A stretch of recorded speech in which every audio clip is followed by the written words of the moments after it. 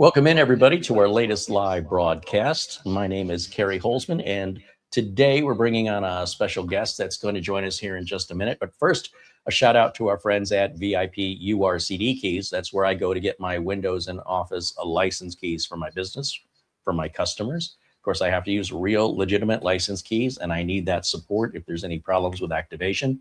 And they've got my back and saved me money and keep me competitively priced. I played this video for you guys that watch us regularly. You've seen this video before, but as an example of how you would find the links I'm referring to, they're in our video description. So if I think if I click this button here, you'll see a previous video I've done. And if you scroll down below the title, you'll see the little first gray box there. Click on that, hit the more button, and you'll see everything we're talking about, links to the products or the services, including the links for Windows and Office license keys. Now, you don't have to use those links. You could go to VIP URCD Keys by hand if you want to. They're not commission-based links, but they sell a lot of other products. It could be time-consuming for you to find what you're looking for. So here in this example, we've got Windows 11 Pro. You'll notice the price. Well, when you hit the Buy Now button, it's going to ask you to sign in. This is free to create an account. They need a place to send your receipt and your download link for the software, as well as your activation key privately. Then if you want to save a little money, and you don't have to, you could pay that price if you want. But if you want to save 25%, put my name in the promotion code and you'll save 25% more if you want to. Again, not commission based. Don't do it for me. If you want to pay the extra 25%, don't let me get in your way. After you submit your order, then you'll go through whatever process you want to pay. Click on whichever the means of payment you want to utilize, and then follow the on-screen steps as you would for any other online payment. Within about 2 minutes, you're going to get an email with the download link and receipt of your purchase and your product key. It doesn't matter if it's day or night, weekend, holiday, it's always within about 2 minutes. If you have any problems, they have 24/7 live chat support. And of course, if there's still any problems, you reach out to me directly. I don't know of any other content creators that will stand behind personally a product they're not personally selling, but that's how much I endorse and believe in this company. And normally a business would never disclose where they're getting their components from. That's a good way to go out of business, because you're showing people how they can work without you. And that's what I do here. It doesn't make any sense to stay in business that way, but I don't service the world. I service a pretty small area, pretty close to where I live. And so everybody else around the world, as far as I can tell, wouldn't have hired me to begin with. And if they want to know where I get trusted license keys, and the price I pay, by the way, is the same. So I'm just sharing that with you. Now, joining us today, first of all, super excited. Good friend of the show, known him for many, many years. His name is Marvin B. He's a independent boutique computer repair technician with his own business, MB Systems. Sometimes likes to be referred to as Uncle Marv. And I think what I'll do right now is welcome him in and let him introduce himself. So here we go. Uncle Marv, welcome in. Thanks, Carey. Good afternoon. Good afternoon, my friend. Always good to see you. What has been going on? Well, you know, typical stuff. Crazy customers. Just because it's summer and kids are out of school doesn't mean the businesses get any easier to support. So still doing a lot of that. Well, for the people who aren't familiar with you, introduce yourself. Tell us what you do. Tell us how you got started and where you're at today. All right. So my name is Marvin, and I run I call it a boutique MSP shop, because I only do business support, which I started doing in '97 after leaving a computer repair shop where I basically, built and repaired computers. But we did a lot of support for businesses. Our boss would not let us go on site to the businesses. We had to do that either after hours or on the weekends, which really meant Sunday because we worked Saturdays.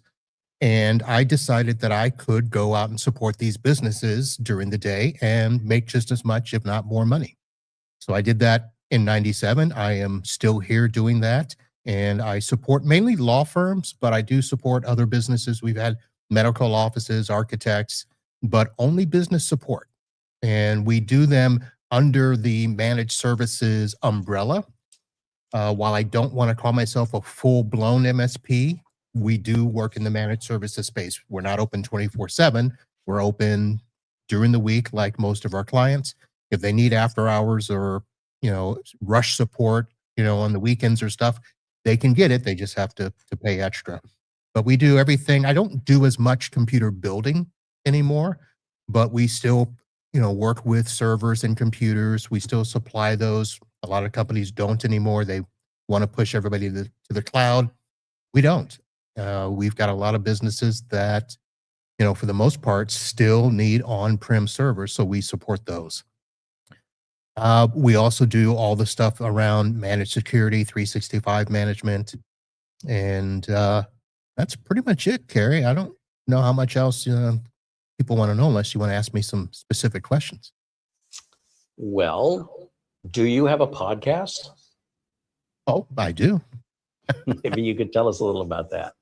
Okay, so I am host of the IT Business Podcast. You actually see it here as Uncle Marv's IT Business Podcast. And I guess the reason it's called Uncle Marv's IT Business Podcast, because that was a way to distinguish it from all the other IT business podcasts. That was a nickname given to me many, many years ago.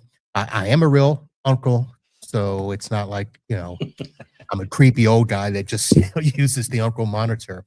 But I took over a show back in 2016. It was originally called Podnuts Pro, and it was a show that took the, residential independent computer repair shop and stuff. And if you wanted to support business, well, the Pro Show was just that. We helped people understand how to get into business, how to work with businesses, how the stack may be a little different in dealing with businesses. So I worked with that show for a while. It was given to me completely in 2017 or 18, I can't remember. I rebranded in 2021 to the IT Business Podcast because I wanted it to be a little bit more universal. I wanted it to appeal to all technicians, managed service repair, system administrators, solo techs, and all of that. And we talk about just about anything in the IT space. Now, you and I are very similar in a lot of ways. I started as building computers professionally in 1991, and I ended up, moving around a bit from Intel and a few other places doing corporate desktop support. And on my spare time would do some jobs for the employees. Oh, hey, can you, you're working at this big corporation, and the employees go, can you work on my home computer? And I'd take on the work. And then eventually had enough work on the side that I said, okay, I'm just going to do this full time. And that was probably around 95 to 97. We'll call it 96, about the same time you did. And still working in it to this day. I do get motivation from all of the enthusiast content creators on YouTube that, they only, in my experience, and I'm always trying to find a better way to explain this, but people think I can change a hard drive out, so I'm a tech. And they don't seem to understand that's half the job. The other half of the job, especially if you're self-employed, is marketing and billing. There's the accountability and responsibility, expectations of the customer being met. There is the, showing up on time on a regular basis. If you're going to do something and say you're going to be somewhere, you better be there. You better be presentable. You better have good hygiene. You better get along with your coworkers. Like, just doing the work, I don't know, would you agree? That's not really the majority of the job. So I do think that, yes, people that start out in tech, especially if they come from a job where they worked for somebody else and they think I can do it better, or they know what the boss charges and they're like, they're making a ton of money off of me, I can go out and charge the same thing and make that money for myself.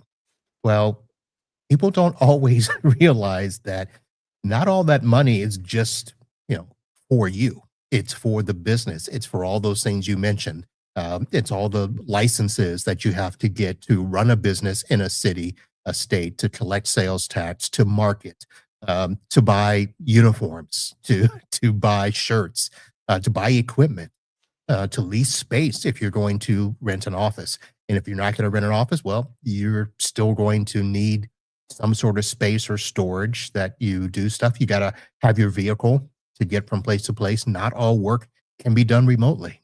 So there's all of those expenses that go along with it. And then of course, you've still got to do some sort of HR, even if it's just you.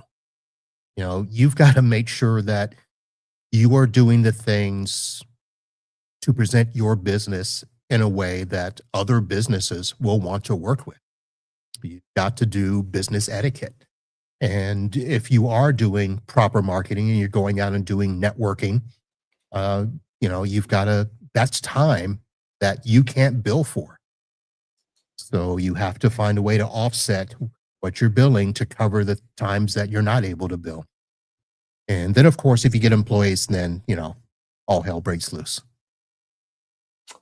Well, I'm that guy. I said, why am I doing this for Intel when I could be doing it for myself? And why am I giving another employer half my income when I could have 100% of my income? One of the very first lessons I learned very quickly was, where did this work come from? half of this job was just finding the work. Doing the work was the other half. And then there's yet another half. There's three halves to this. Yeah. Straight back, which is the billing, the inventory control, the scheduling, everything, customer service, get warranty work you got to do for free. Or I understand some people in the chat are also hearing my echo, so I may have to go grab a set of headphones in order for me to hear Marv. For some reason, it's playing my audio, and I'm a little rusty with StreamYard, but I don't know why StreamYard's doing this to me tonight. But what I think I'm going to do is I'm going to pass over to you, Marv, while I sneak away and grab some headphones. And one of the reasons Marv is here is the company named EnGenius sent us some networking equipment to review, and I don't have that level of customer. And I thought I'd hold on to the equipment just in case any of my customers want to level up. But most of my customers are, if you have small customers, Marv, then I have micro customers. And they're all businesses, but they're maybe 10 employees. So this EnGenius level equipment is fantastic, but I don't service that kind of clientele. And after I had it for a while, it was, especially with things going the way they're going in the industry, my clients aren't spending any money right now. And you and I talked, and I said, does this seem like something you're familiar with? You use that stuff all the time. So we sent it over to you. And I am curious, I know you've already done a review on it, but maybe sort of a summary of what the equipment is, who it's best intended for, and whether or not it's something you would use. Under what circumstances would that provide the right solution? Yep, I can do that. So I did do a small review, and I'll grab the link if you want me to put it in the show notes, but we're probably going to do a lot of that here as well. So EnGenius is a company that I've actually done a lot of work with. I started using them probably around 2018 or so, after I had gone through looking for a replacement for HP switches that I had gone to after using Netgear for so many years. Around 2005, I got to the point where I said, I've got to upgrade my switches. I can't be using what I can find at Best Buy. And I wanted to start using enterprise type stuff. And I did HP for a few years, and HP switches were expensive and actually not in stock at the time I was looking for. And I came across another company that was doing stuff, Araknis, which at the time was through a company called IO8. But I came across EnGenius, and they worked just fine for me. And one of the reasons that I like them is that they were a layer 2 managed switch, which is what I put in all my businesses. I understand that, I know that Carey works with a lot of people that would not need a managed switch. I know that a lot of home users, home enthusiasts, even people doing home labs may not need a fully managed switch that we're talking about here, but there are times where even small businesses can benefit from a managed switch. So while he's getting his headset, let me tell you what he had in the package that he sent me. This is all stuff that EnGenius had sent him, and it was an EnGenius ESG 620 gateway, which they call it a SD-WAN security gateway. So I had that set up. There was an EnGenius ECS 1528P, which is a 24-port PoE plus gigabit switch.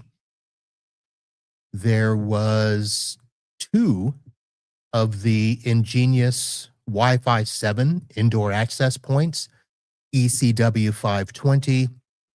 And then there was also a long-range outdoor access point, which I did not set up, just because I didn't want to go through the hassle. I don't have one of those set up at any of my clients, so I didn't want to go through getting a cable, punch through a wall so I can put it up outside, even if it was temporary. So that is the one thing that I did not hook up, I should say. And I do have a second camera that if Carey comes back and he wants to throw it up on the screen. Oh, I'm here. Oh, okay. It's not fixing my echo is still there. Actually, that sounded better. Even sounds just better. Right. Yeah. Yeah, something's not right. Very strange. We'll see if the listeners pick up. It's much better sounding to me. Okay. Well, let's go to your other camera. Yeah. So I got go full screen. Yeah. And all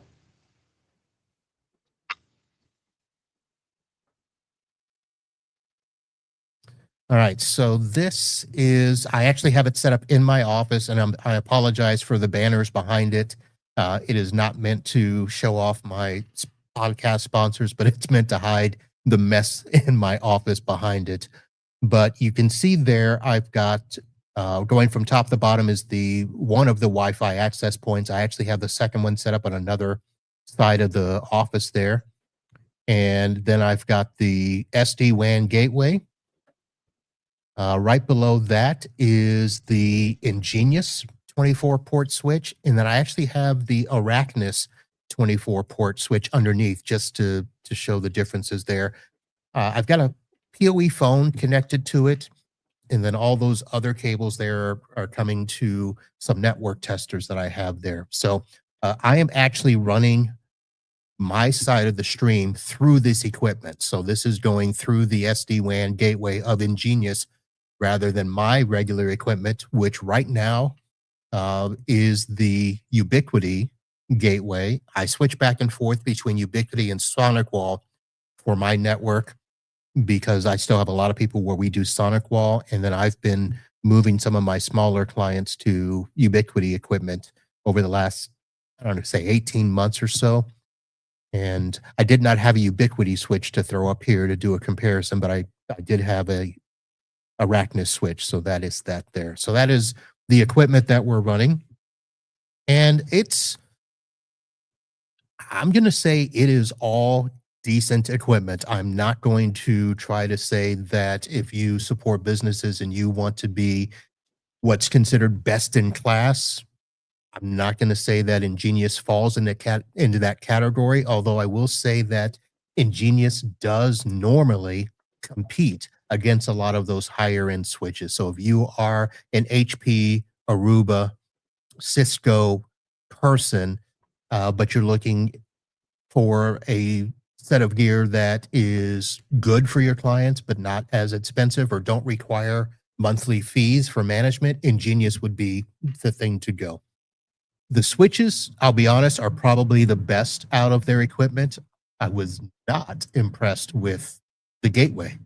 And I can tell you why if we do a little testing here, but it was losing packets, but the gateway works. I mean, obviously I'm working here right now. Nothing's really dropped, but if I do some heavy testing on it, it drops a lot of packets. And That's just not good in any of the things that I want to support there. In terms of the specs, the gateway has, it's a dual, let's see. Nope, it's a quad core 2.2 gigahertz processor. It comes with 8 gigs of RAM, and it's got 16 gigs of flash storage. It has 8 by 2.5 gig ports. Now, they also downgrade to gig 110, but 2.5 gig is what all those ports are. And the SFP ports are also 2.5 gigs. And then it's got a consort port, and 4 of the ports are PoE. So if you're looking for an office that, you know, you've only got 4 or 5 people, this might be an option to put that gateway in there, and you can have probably a little bit of everything if you've got connections from the gateway to all of your devices, including PoE phones and switches. 8 people, or 8 ports, I should say, would work just fine. The switch is 24-port PoE plus. Now, all of its networking ports, the copper ports, are only a gig. So you'd have 24 by 1 gig in the ports. The SFP ports are actually 10 gig. So all 4 ports of those are 10G, which is good. The switching capacity, which is, if you don't know what capacity is, meaning if every port was running full throttle, you would get 128 gigs of throughput that you should be able to do without noticing any slowdown. I will say that's a theoretical limit. So if you're ever doing testing on a switch, you might find some that will bog down less than that, and some that actually might do all of that. But I wouldn't use that as something to say, I'm going to push that limit on a regular basis. All 24 ports do supply PoE on the switch, and they do both the 802.3 AT and AF PoE wattage. So if you're worried about what PoE support there, it does that. It has all the regular L2 features for layer 2 switches. So if you are doing stuff like VLANs and you want to do QoS and you want to do static routing, DHCP relay, all of that, it does do all of that. It has SNMP support, all 3 versions, 1, 2, and 3. You can do SSH, Telnet, Armon. Again, these are probably things that most of you don't ever worry about. And to be honest, I don't worry about a lot of them. I do worry about the SNMP. I do worry about the L2 devices. I do a lot of VLANs. Let's see, especially for Wi-Fi. This has a voice VLAN if you want to do that. And trying to think of anything else.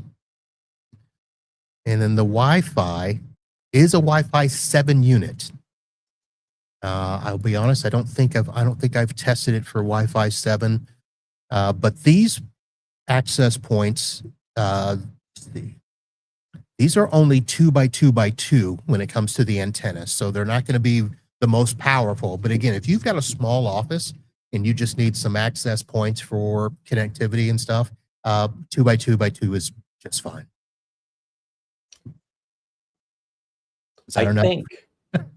I think my audio feedback's coming from you. Is it possible you have a YouTube page open with the sound not muted or a mixer setting? It still could be me. I'm just running out of ideas. Well, the only thing I had was I had the laptop open so I could add in the second camera. So I just cut that out. Check 1, 2. That fixed it.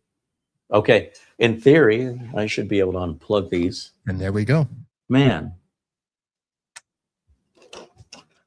So, well, between 2 checks, I think we got it figured out. Let me see.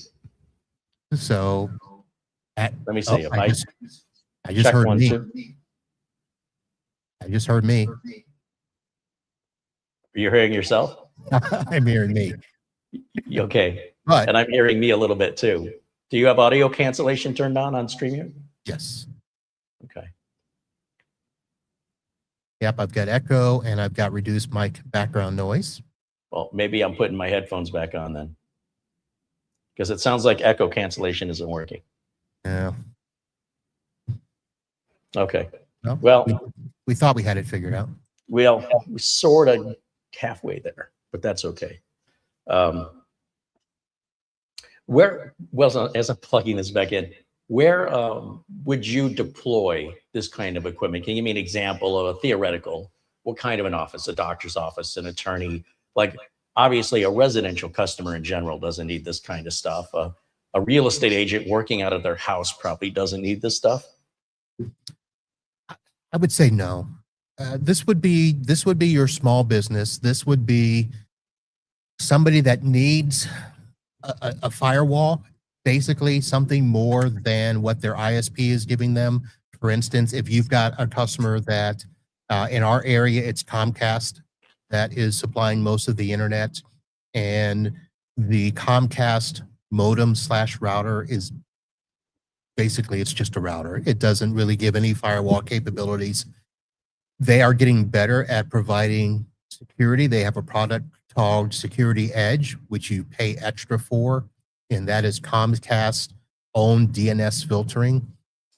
I have it disabled and not used, so I don't have any customers that are using that.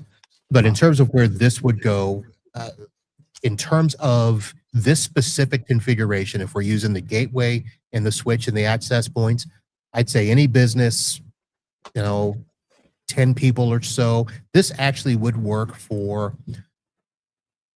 I'm not going to get specific in terms of the type of business, because it really depends on how much security and protection a business needs. If it is a coffee shop, if it is a, solo attorney's office that is not doing any of the cloud-based applications, there is, a lot of features that are not in this gateway. So the gateway is probably the one limiting factor that I would put on there. It's better than nothing, but I wouldn't put it in the same category as a SonicWall or a FortiGate or Sophos or anything like that. This is the old Linksys router, is the way I would put it.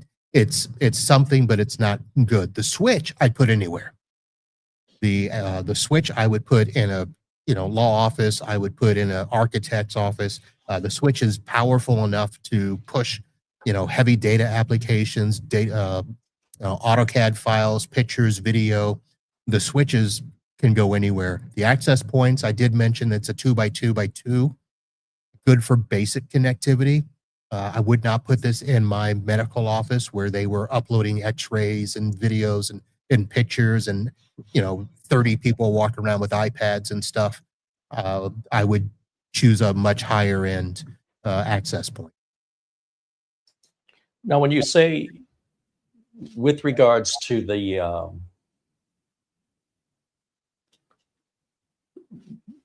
other devices being, you're saying EnGenius isn't at this level. It's also not at that price level, is it? I mean, there's a pretty significant, I'm hearing myself, it's throwing me off. Significant price difference as well as capabilities. Like, don't they go hand in hand? Yeah, but I would put, here's the problem. I would put EnGenius at the same price level as Ubiquiti right now. Ubiquiti just has a much better ecosystem than EnGenius, but you can get the EnGenius ecosystem if you pay for their MSP console where you can manage everything in the cloud. So price-wise, I mean, all the switches, if you were to go out and look for just basic layer 2 network switches, they're all kind of in that same area. I think this switch is going to go for $699. And you can find a similar switch for Ubiquiti for that price. You can find a PoE++, which is just more PoE capabilities. in power for $899, and then if you really want to go berserk, $1,099. You can find that in the EnGenius as well. You can find those mid-range prices as well as the higher end prices. I just would not put it at the same level of a Cisco. It just does not have that type of security capability. All right, I'm going to check my audio again. I'm still fidgeting over here. It's been a long time since I had I hear a couple of people in the audience also saying it's fine. I don't hear it. Yeah, it's coming back to me. Are you running OBS through StreamYard? I am, and I'm starting to wonder. OBS is in my current is a beta, and I don't. Wait a minute. Maybe I just. No, I thought maybe I just found it. No, it's not up there. Yeah. It's coming from somewhere. This is bizarre. Yeah. It's throwing me off. It's not coming through the live stream though. I'll tell you that. It's monitoring. Yeah, for me. Okay. So where it's coming from, I could shut down OBS. Let me put you full screen for a second. Okay. Let's try something. We'll go to full screen for Marv. And I'm going to change. Let's see. Since I'm on screen, I'll talk a little bit more. Let me look at some other features of the EnGenius. The max PoE, I was going to try to find that. Let's see, the total PoE budget, which is something that if you're ever looking at a PoE switch, that is something you want to look for, because a lot of times you can run PoE full on either half the ports or all the ports based on the wattage. So 240 watts is your PoE budget, which actually is a pretty decent, healthy size. So if you take 240 divided by 24 ports, that's going to give you 10 watts per port. And that is enough to run your PoE phones. That's enough to run access points. So you would not really have an issue if you had to use this switch for only PoE. You could run all of your PoE equipment on there. But I'm just going to say phones and access points. If you've got some other types of devices that require more PoE, that is going to run you at 13 to 15 watts, then it just makes the other ports, you would lose basically a port or two for the total wattage. Let me check my audio. You can hear me? Yes. Now it's perfect. So something with my OBS. All right. Now I know where to go to look for it. Okay. Jeez, what a pain. Now, wait a minute. I want to take this one more just because I'm not satisfied yet. Let me unplug these headphones. I just really despise wearing these headphones. Gotcha. They're very isolating. And let's see, how does everything sound now? Anything changed? Actually, still just as good. No echo that I can hear. One more time. No echo. How about now? Can you hear me now? You're good. Okay, good. This is how I normally do it. I hear me. Nothing like troubleshooting live. Yep, I hear me. You're hearing you? Yep. So that's got to be the audio cancellation just isn't functioning right on StreamYard. That's bizarre when something was working so well. Or echo cancellation doesn't seem to be working. Yeah. Huh. So now it's flipped over to you. Yeah, it's weird, but I hear it as if it's coming through your speakers. Like it is. It's coming out of my speakers, which is why I'm not wearing headphones. But then when it feeds back into the microphone, StreamYard's supposed to cancel it out. Yeah. And it's not doing it. It's supposed to do the mixed minus. Yes, exactly. And actually, I haven't heard myself the last few seconds, so maybe it's adjusting. Maybe so. I just saw a comment in the chat about surveillance cameras. Yes, the surveillance cameras, you can run surveillance cameras off of these. Most of the surveillance cameras, again, are going to be maybe a higher wattage. So you would not be able to get all 24 ports off of, say, 2K or 4K cameras. If you were just running regular cameras, then yes, you would be able to do that. HDs, probably, I'd have to check on the brand. I know that Ubiquiti, the HD cameras run less than 9 watts, so you can do that. But once you get to 2K and 4K, the wattage goes up. Do your clients use surveillance cameras? I have a few that do. Some of them I actually got because I offered them the Ubiquiti solution that had the whole ecosystem. Before that, I had a medical office where we brought in a product called Lumu, which was from that IO8 company. And it was a specialized camera system that is, it's a tier above what most people are putting in with the Hike Visions. It was a much better product. And I did it because we could give the owner access to the cameras through an app on their phone instead of having to open up firewall ports and do all of this stuff. Now, this goes back probably 10 years. So I know that a lot of camera systems now do that and provide that app capability. But 10 years ago, there were very few doing it, and Lumo was this one. And we ran the cameras off PoE for that. And then I actually added a Synology system because they added a second floor to that office. And they didn't want to pay for the full system on that floor. So we put in a Synology box and did, I forget the cameras. We didn't do, oh no, I remember what happened. We took over the camera system. Their NVR failed from their previous camera guy. He was nowhere to be found. We put in a Synology box with licenses to take over their cameras. And I forget the name of them. They're an off-brand camera, but they worked. And we did all of that. Is there, tell me the reasoning when choosing a NAS or for this customer, why Synology and not QNAP or a SUSE store, or why not roll your own with TrueNAS or Unraid? So at the time, Synology came with the built-in camera apps.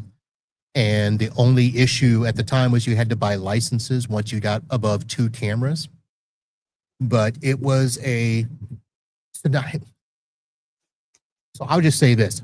I've chosen Synology over all the other NASs because of their ecosystem, because of the apps that they run, the active backup, the hyper backup, virtual machines, snapshot technology, the camera station, and I can also run other apps on there like Domotz, my network monitoring tool. So that's the advantage over all of the other NASs that I gave to Synology. I didn't have to not only roll my own, I didn't have to, create special Dockers or whatever to try to make things work. Synology just worked. That was why I did that. You're saying create special Dockers. Dockers. Not doctors. Yes, Docker. Right? Yeah. For people unfamiliar with the term Docker, briefly, what's a Docker? So I'll be honest, I'm not a Docker user, but basically a Docker I play one on TV. Yes. It's almost in a sense a virtual machine or container of which you can install and run apps. Yeah, that's almost the way I explained it, almost word for word.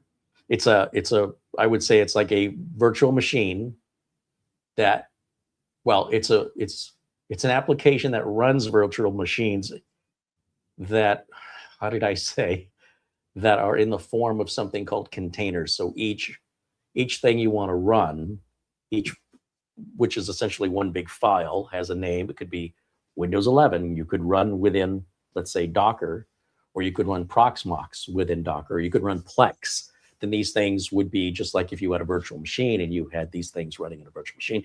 Each one would have its own file name. It'd be a big file, typically the size of the amount of RAM that you're reserving for it. And I know for a lot of people, it goes right over their heads, but I think that's about one of the easiest ways to explain of like running an operating system within an operating system. Have you played around in that vein with the built-in Windows 11 sandbox? No. So do you know about it? I do, but Okay. I'll answer your question and at the same time answer some questions in the chat that are asking me about why use the closed, Synology when there's open source options available. I made the decision a long time ago to support my business clients with industry accepted practices. And when I say that, it's not to say industry standard or industry best in class. I wanted it to be where if I installed something for a customer and they fired me, I wanted the next person to be able to come in and say, yes, I know that system, we can help you. And I wanted it to be name brands. I wanted it to be something where any reputable IT business would be able to come in, and if they don't support the product, they would at least be able to get support for the product, either from the manufacturer or from a partner or something along those lines. So that's why I ended up going that route, where I wasn't going to try to make my own solution just so that I could, make it cheaper, or even if I realized that the open source product might be better. To me, it had to be something that the business would be able to, be able to get support for without me. Now, in a lot of ways, that did not lock my clients into me, but that was a reason that they were happy with me, because they didn't feel like I was handcuffing them in a degree. So I made it to where, look, I'm going to be as open and as honest with you as possible. There were some products that, yes, you can run to the store and get yourself. You can go to Amazon and buy them. What I would hope you would do is let me get it. Let me get the things that I've worked with, the things that I have tested, the things that I have standardized my business on. That way it makes supporting you that much easier, because if I have to support you different from everybody else, I'm going to charge more, because if I have to, do something special, well, that deserves a special charge. So that was another reason why when I went with Synology, it was something where all of the apps, I didn't have to build them. They were easily installable. They were workable. Now, I don't always tell my customers they're free apps. I may charge to run those apps, like the backups, because I may choose the backup location, whether it's the C2 built in, whether it's an Amazon product, whether it's Wasabi or things like that. So, but I still wanted to be able to say to a customer, I'm going to give you products that you don't have to worry about getting support from after I leave, whether it's my choice or your choice. Does that answer that question good enough for you, Carey? Couldn't have said it better myself. I see some corrections there about me, explaining in the chat room there about Docker versus a virtual machine. The problem I have with the explanations that are more complex than mine is that they're more complex than mine. And if you were going to try to explain this to a non-tech savvy customer, but you wanted to be technically accurate, I think you have to pick one or the other. So what I try and do, just to defend myself against my explanation, is I'm not trying to teach people how to be technicians. I'm trying to explain to people that have an interest, which I can't control, the gist of it. And then from there, they can pick up details if they want to, without this becoming a full-blown Right. 101 to Docker. So sometimes my analogies aren't 100% literal translation, but the idea is that people get the concept. So if somebody says to me, what's the difference between a firewall and antivirus? I'll say, well, because they're confused sometimes. Say, well, why do I need one if I have the other one? And I say, well, why do you have a burglar alarm on your house if you have pest control? Like, these are two different things. The pest control is sort of like the antivirus, and the burglar alarm is sort of like the firewall. And that's all they really needed to know. They didn't need to know about level 1, level 2, and level 3 TCP IP layers, but they could. Like, if that sparks interest, Yeah. I would encourage them to deep dive into that. But that wasn't my goal. So I hope people understand sometimes my oversimplifications are there to try and find some form of similar common knowledge that we all have generally basic knowledge of, and then use that as a basis to build on just for familiarity, but not technical detail, because that's for a different crowd. It'd be like if you and I were speaking Greek and nobody here speaks Greek, I don't know how much they're going to get out of this podcast, right? So anyway, that's my philosophy. And with regards to, yes, well, I'm using this equipment because this is the equipment I know how to use. And where you would say, if I have to use your equipment, I have to charge you more, I would back that up one step.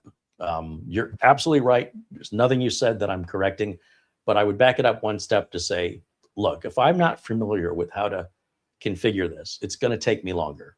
I'm billing you by the hour. Okay. So if you're going to put other equipment here that I don't know, that I'm not familiar with, I have to get familiar with it. And when I work on it, if I don't work on it very often, I'm going to forget.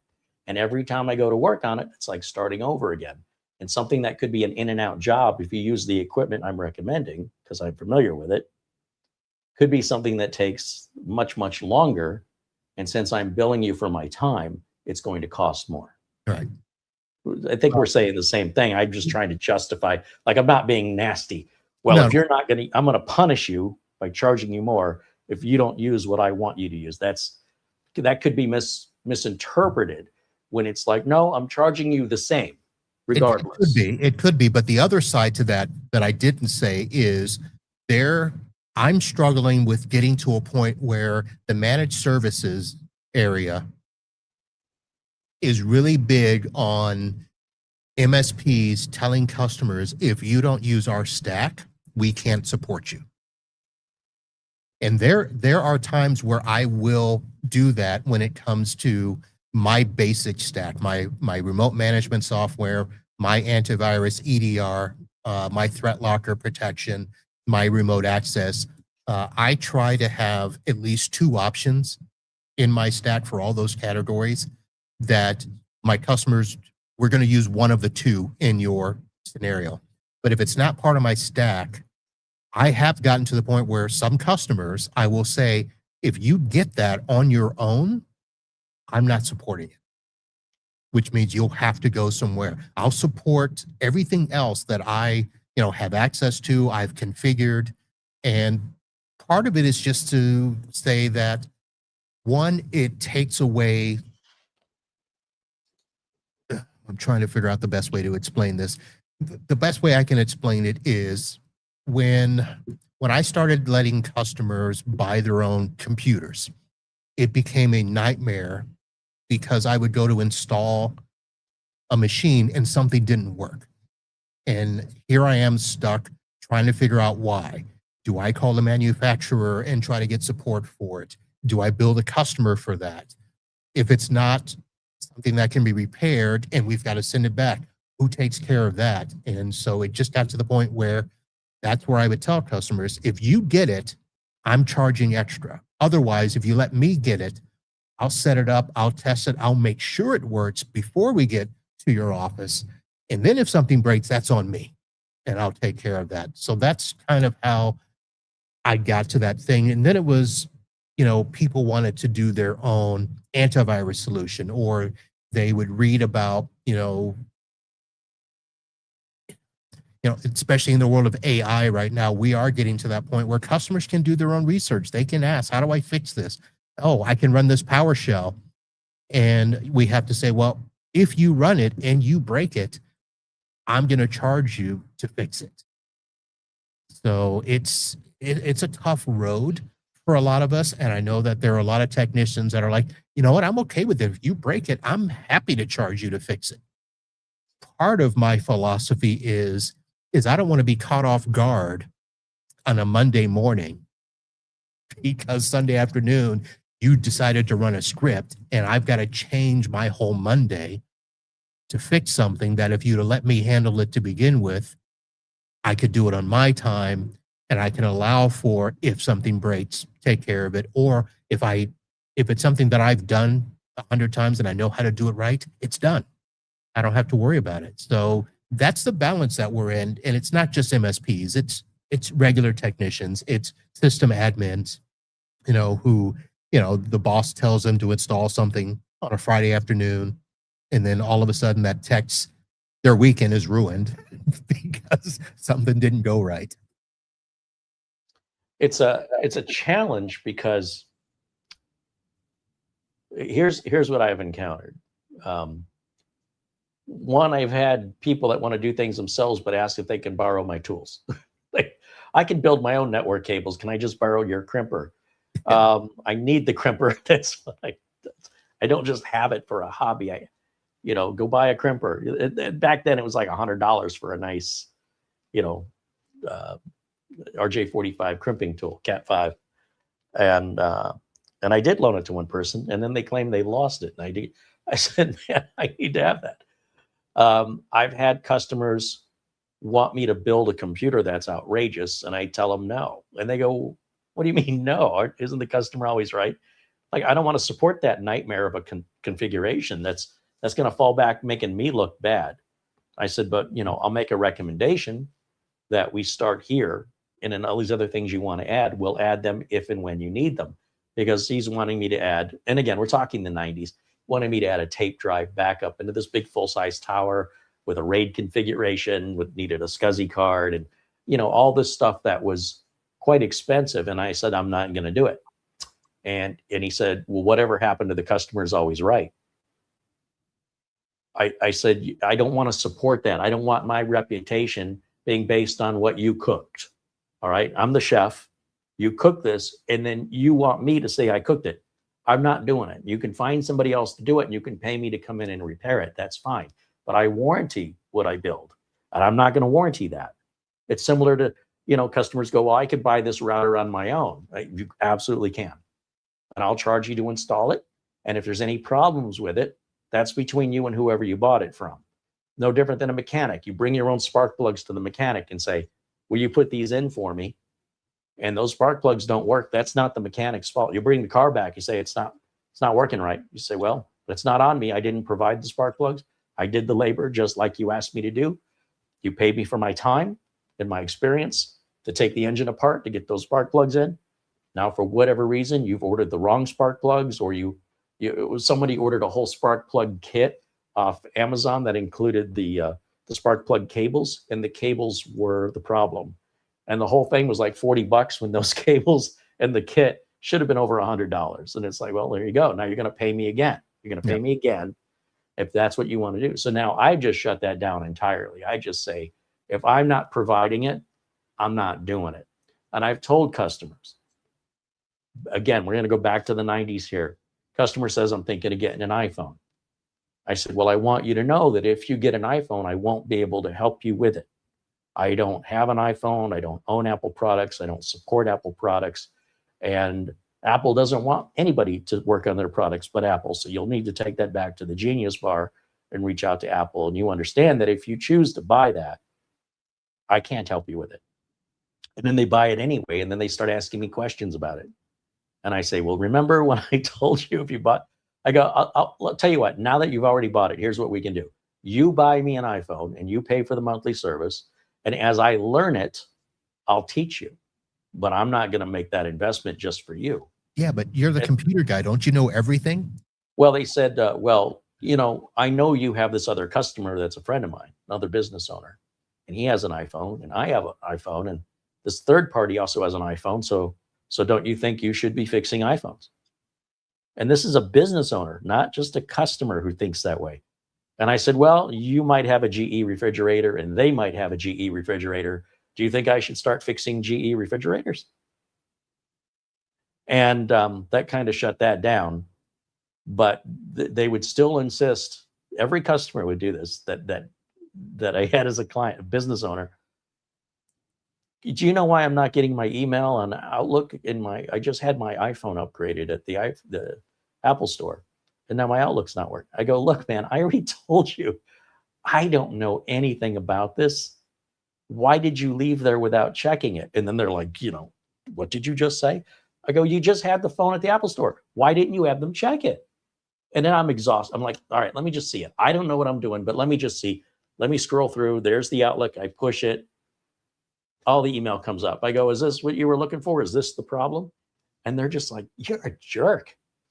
Sorry, I helped. You know, I told you 4 times I don't do this.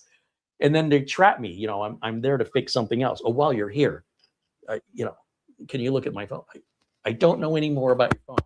If you want to buy me one and pay for it, say this, buy me one and pay me for it, because I don't want that education. I don't want the beauty about being self-employed. You can turn away work. I don't want to do that. When customers treat me really well, I'll do more for them. And I think that's true of most small businesses. If you're a good customer to Walmart, or you're a pain in the butt customer to Walmart, Walmart doesn't care either way. But if you're a pain in the butt customer to a small business like me, I can take you or leave you. If you're a good customer to a small business like me, I will bend the rules because I like you. I want your business. It's a pleasure to work for you. I think it's no different than if you leave a good, generous tip to a server at a restaurant. They're more likely going to remember you the next time you come into the restaurant and want you to sit in their station, in their area. They want to serve you versus I have to serve you. And you'll find the service is better. You're going to feel more welcomed. And it's less cold of a business transaction of here's your food and they walk away. And I think that applies mostly to small business owners, where big corporations could care less. What do you think about that philosophy? So obviously, the bigger the corporation, the more power they have to listen or not listen. And if you want to take them to court, you know, your attorney versus their attorneys, you're going to lose there. We are getting to a point in time where you made the comment earlier about the customer always being right. Businesses are starting to push back on that, just like you mentioned, but for a completely different reason. I think that customers are beginning to feel a little too entitled, and they believe that everything is a commodity. And, you know, the guy down the street can do it for less. Why don't you do it for that same price? Well, then you have to get into all the dynamics of, well, why are they a lesser price? Why am I a higher price? Is it because I have certifications that they don't have? Do I have equipment they don't have? This whole mess about, you know, Apple, iPhone, you know, Android, consumer cellular, if you want to start throwing in all these other things. We get into the same deal when it comes to our stack, when it comes to, do I support HP or Dell? For almost my entire career, I have been an HP shop. I don't sell Dell, but I will work on Dell computers if we work together to purchase them, that sort of thing. I'll, you know, do that. But if you bring me a Dell out of the box, I'm going to say, no, we're an HP shop.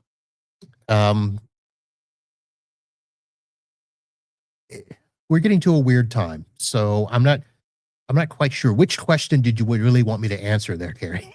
Well, so my philosophy is, as a small business owner, when I have a business client, an MSP, I've got them on a monthly retainer, and they're being demanding, and nothing I do is good enough.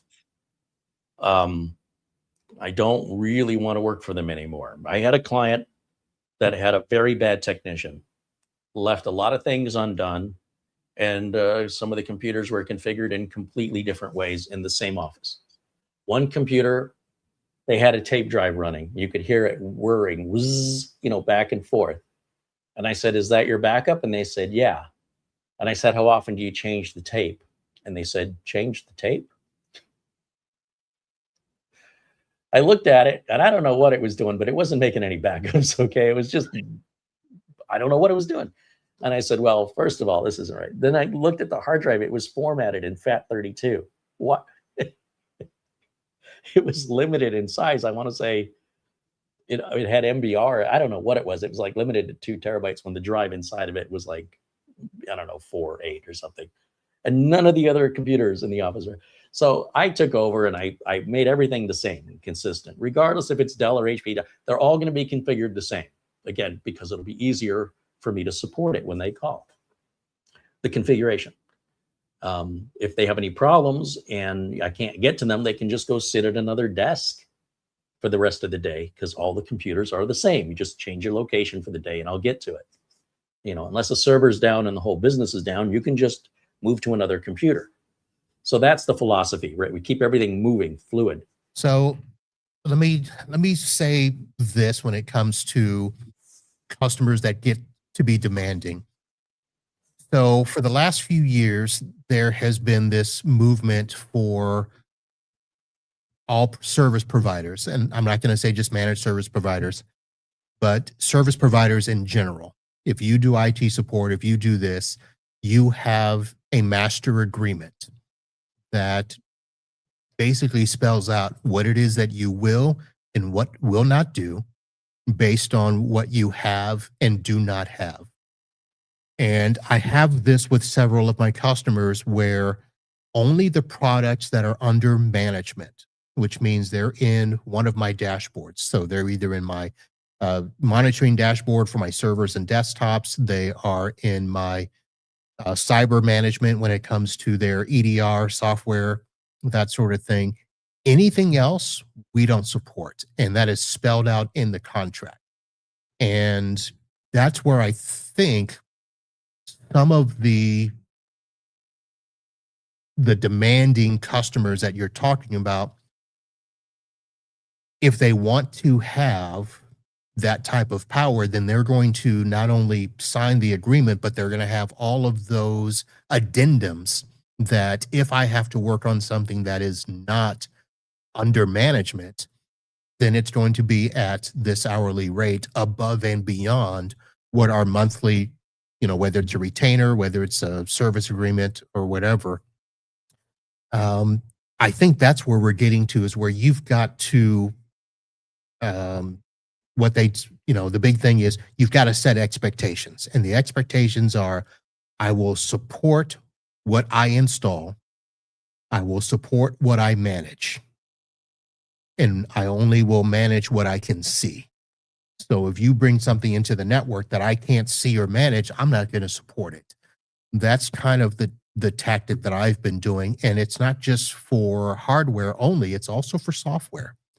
And that's probably going to be the biggest area that I see we're going to have to deal with, because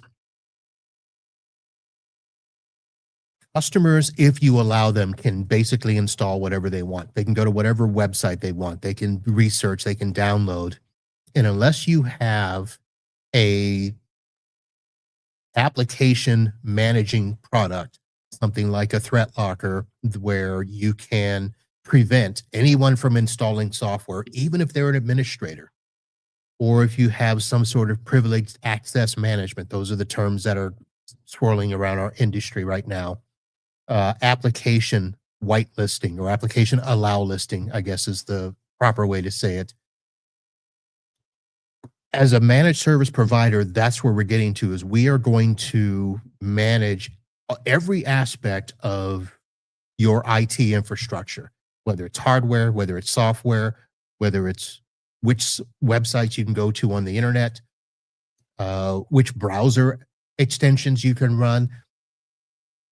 A lot of that is what we're dealing with, because the attack surface is so much more than it has been in years past, where things now can just get in anywhere. So if customers want us to protect them from all the bad things that are out there, then we have to be able to manage all of that. And those expectations are probably where we are struggling with the most. So it is going to be a thing. So because I only support businesses, I have probably, I'm going to say, about 80% of that taken care of. 80% of my customers are all on board with, you support what goes in our systems, you put it in there, you manage it. And before we do anything, we'll talk. And if we really want something, you know, you'll either tell us yes or no. And it's very rare that I have to charge those customers extra, because we're working together. And if there's going to be, you know, a learning curve, then yeah, I will obviously charge a little bit of research time or installation time. I'll work with the other company to do whatever. And they're okay with that. Those other 20%, those are the ones where it's getting frustrating. I may not support them. Um, but if they're willing to pay the premium above and beyond cost, then I'll see what I can do. But if I get to a point where I can't support them, or as you said, I don't want to support them, then it's time to send them off. Well, this one particular customer, so they had this tech, they were sick of him, wasn't getting things done, he wasn't completing jobs. I came in and I completed everything. And they said, "You're like Superman. Where have you been all our lives? We love you." I eat that up. Thank you so much. Now, I love appreciation. The check is great, but the appreciation, I don't know, that's icing on the cake. Now we're into year 2, the same contract, no raise, no increase, same rates, same contract, but now they're expecting more. And one time they called me on a Saturday night and said, server's not working and it's tax time. That's why we're here late Saturday night. And I answered the phone, and I was at a party on the opposite side of town. And I said, well, why don't you just go in the server room and hold the button in until the lights go off and then turn it back on again. And that solved the problem. But in the meantime, I had left the party and I was continuing the call in the car. My night was over because I still had to go home. And then from home, grab my tools and then head out to the opposite side of town. I wasn't happy about it, but it was the right thing to do. And by the time I got home, this thing resolved itself. Well, we had a meeting and they said, listen, we have a bone to pick with you. Remember when I called you about the server? Yeah. Why are we paying you to do your job? So what? Yeah, you had me go and do your job. You told me to go in the server room. That's your job to go in the server room. I said, well, you were there Saturday night doing taxes. I assumed you needed that server up and running as soon as possible. I was on the other side of town. That got you back up and running in minutes. Otherwise, you'd have waited 90 minutes for me to get there. Well, I had other work to do. Well, you didn't tell me that. You implied that this server needed, you called me Saturday night for a reason. You didn't wait till Monday. It's implied this needs to be back up and running. Well, it could have waited 90 minutes. So you want me to get in the car, drive for 90 minutes to push a button for you? Well, that's what we pay you for. I go, no, it isn't. What did you say? They said, when our email went down, why didn't you tell us? I said, okay, so your administrative assistant called me and said, is our email down? And we checked it and I verified, yeah, I'm going to need to look into it. Why do you guys not talk to each other? Do you expect me to call every single one of you in the office to tell you your email's down because you sit right next to each other and you don't talk to each other? Who do you think you are to talk to us that way? I'm just asking you a question. How can I do that and fix your problem? And do you know what the problem was? What? You guys didn't pay the bill. That's what happened. I didn't set that email up. That's your previous tech guy. I don't know anything about it. So now I have to do all this digging. It takes me 3 days to figure out. You've been getting notices. Somebody here has been getting notices and they're going unpaid. It took me 3 days and you're mad at me? You're welcome. And they're beside themselves. How can he be talking to us like this? I said, do you remember last year when you said I was like Superman and I was your hero? Remember that? You guys said you loved me? Yeah. I go, what changed? She goes, this is your fault. I go, what's mine? She goes, you set higher expectations for us. It's so absurd. And then I had another client say, what do you do for us? We've had you for 10 years. I go, and in the 10 years, I've never raised your rate. You're paying me the same today as you were paying 10 years ago. That's how I reward your loyalty. Yeah, but what do you do? And I said, well, I'm keeping your machines maintained. I'm answering support calls from your employees. Have you had any downtime in the last 10 years as a result of a system here being down? No. Have you had any data loss? No. So for 10 years, you've had no data loss. Even though there's been data loss, you don't know about it because we recovered it over the phone in minutes. Yeah, but we don't see you here. I go, you don't have to see me here. I do most of the work remotely. I don't have to come here anymore. And he goes, well, what would happen if we stopped using you? I said, well, I mean, what would happen if you stopped changing the oil in your car? You have a pretty nice car. You take it to the dealer. They take it in the back. You assume they're working on it, but you don't see them work on it. There's nothing wrong with the car. A little while later, they give the car back to you. They supposedly change the oil.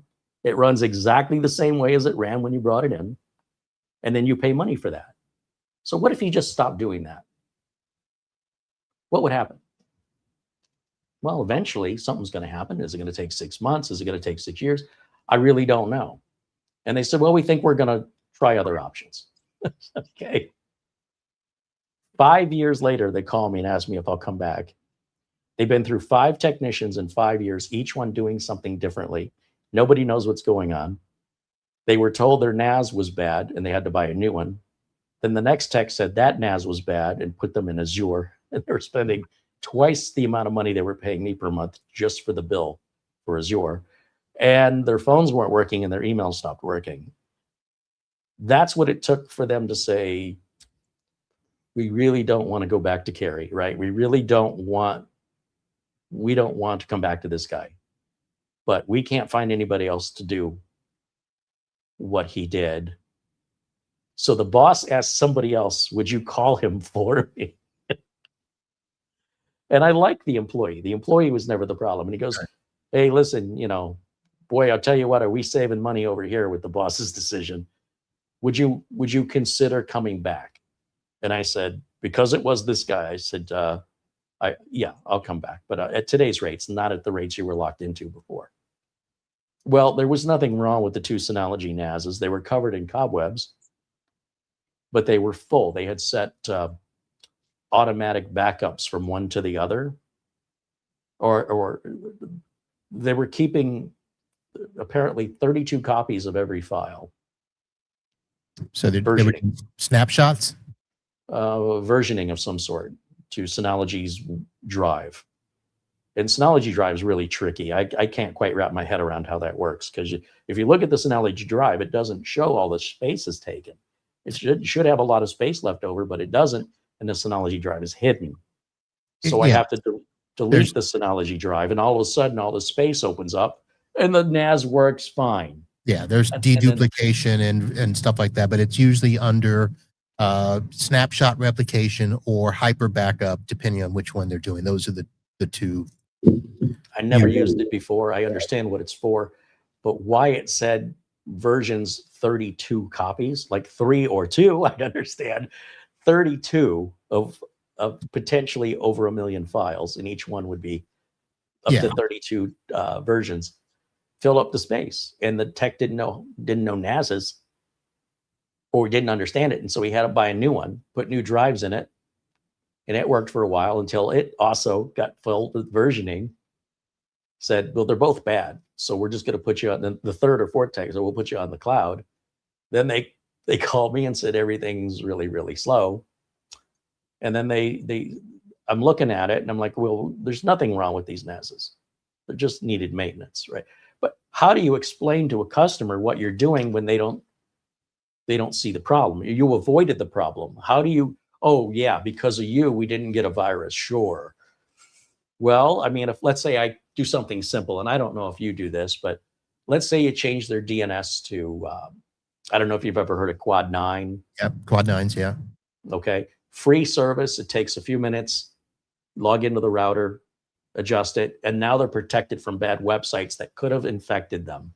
But because they've got Quad 9, because I put it in and they don't know anything about it, they never got those infections because those websites weren't allowed to load. But they don't know that's because of me. And if I tell them it's because of me, they go, okay, sure it is.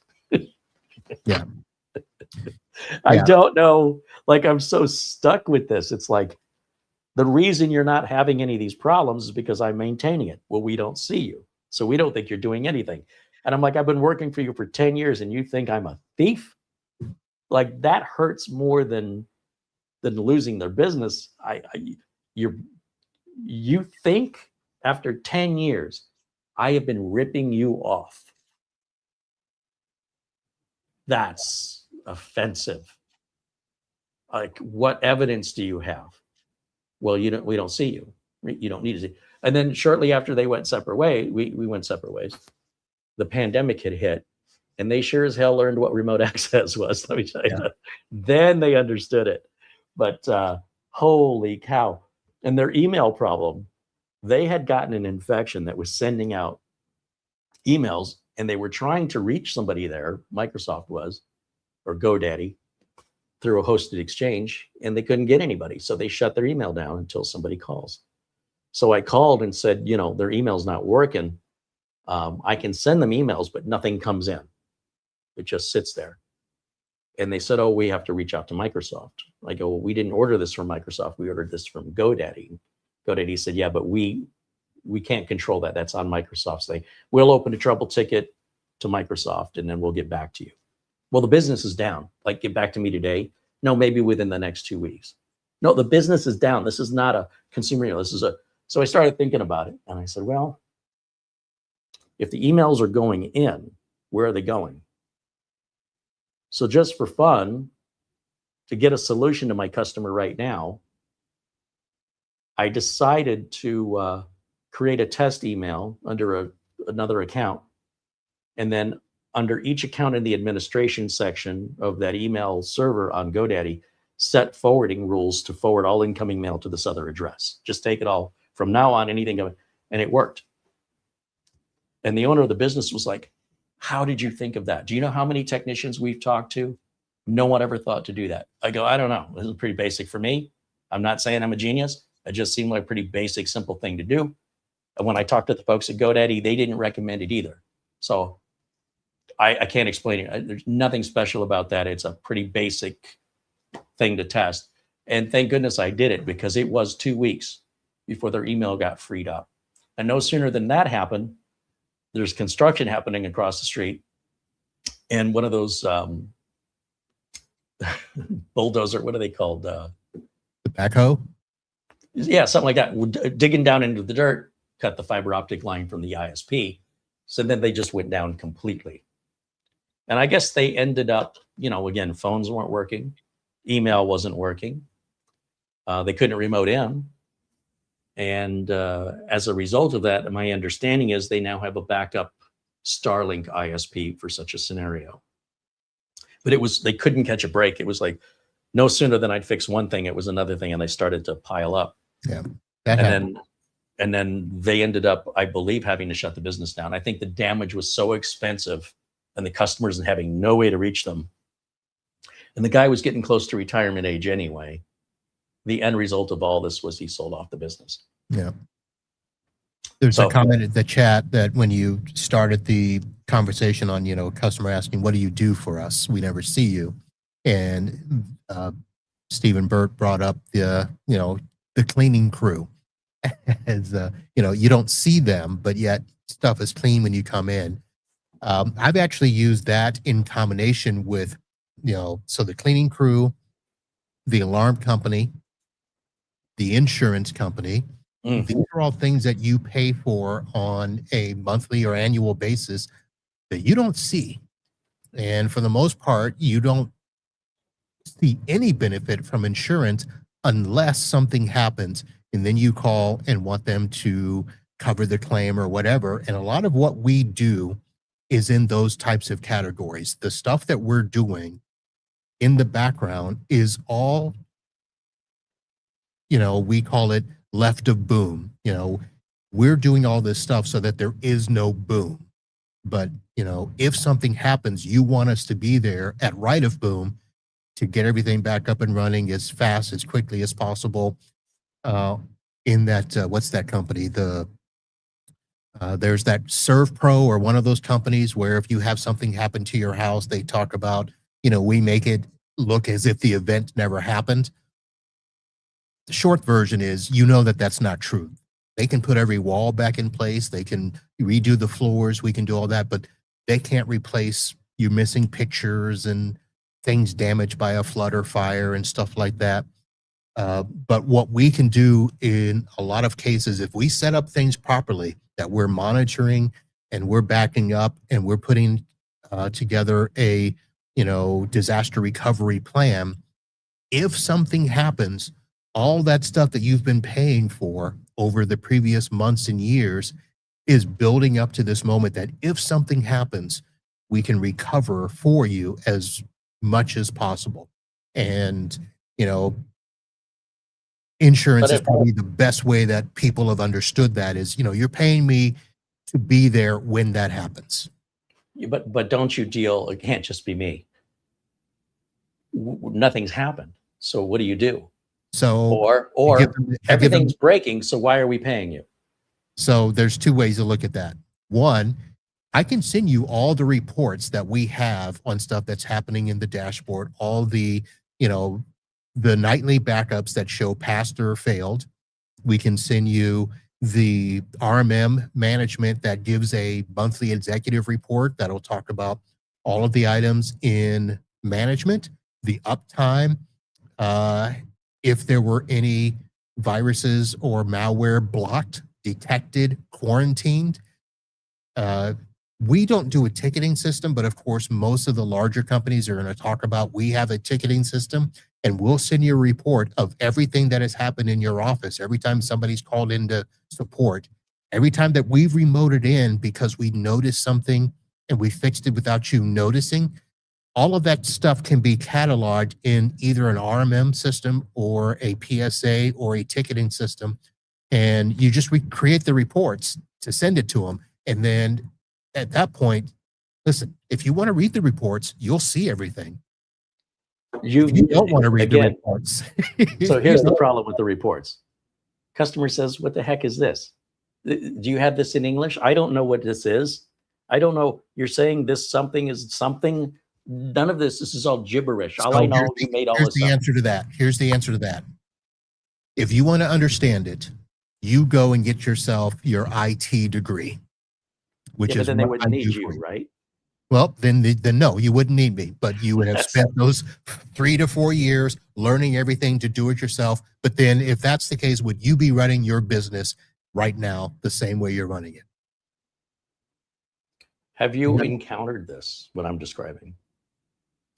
I have to a degree, not to the level that you have, but I have customers that, listen, since I'm in a boutique situation, for the most part, it's just me. I do have subcontractors. My wife works with me in the business, so there's usually 2 of us here most days.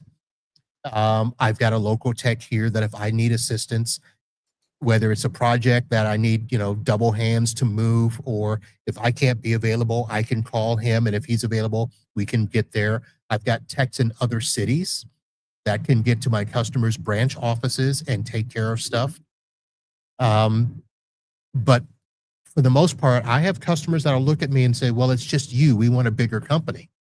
And they'll price check me. And that's basically the way I describe it, is they'll go look at other companies to say, can you support us? And most of the companies that do what I do, that are fully managed service providers, usually are going to be more than me.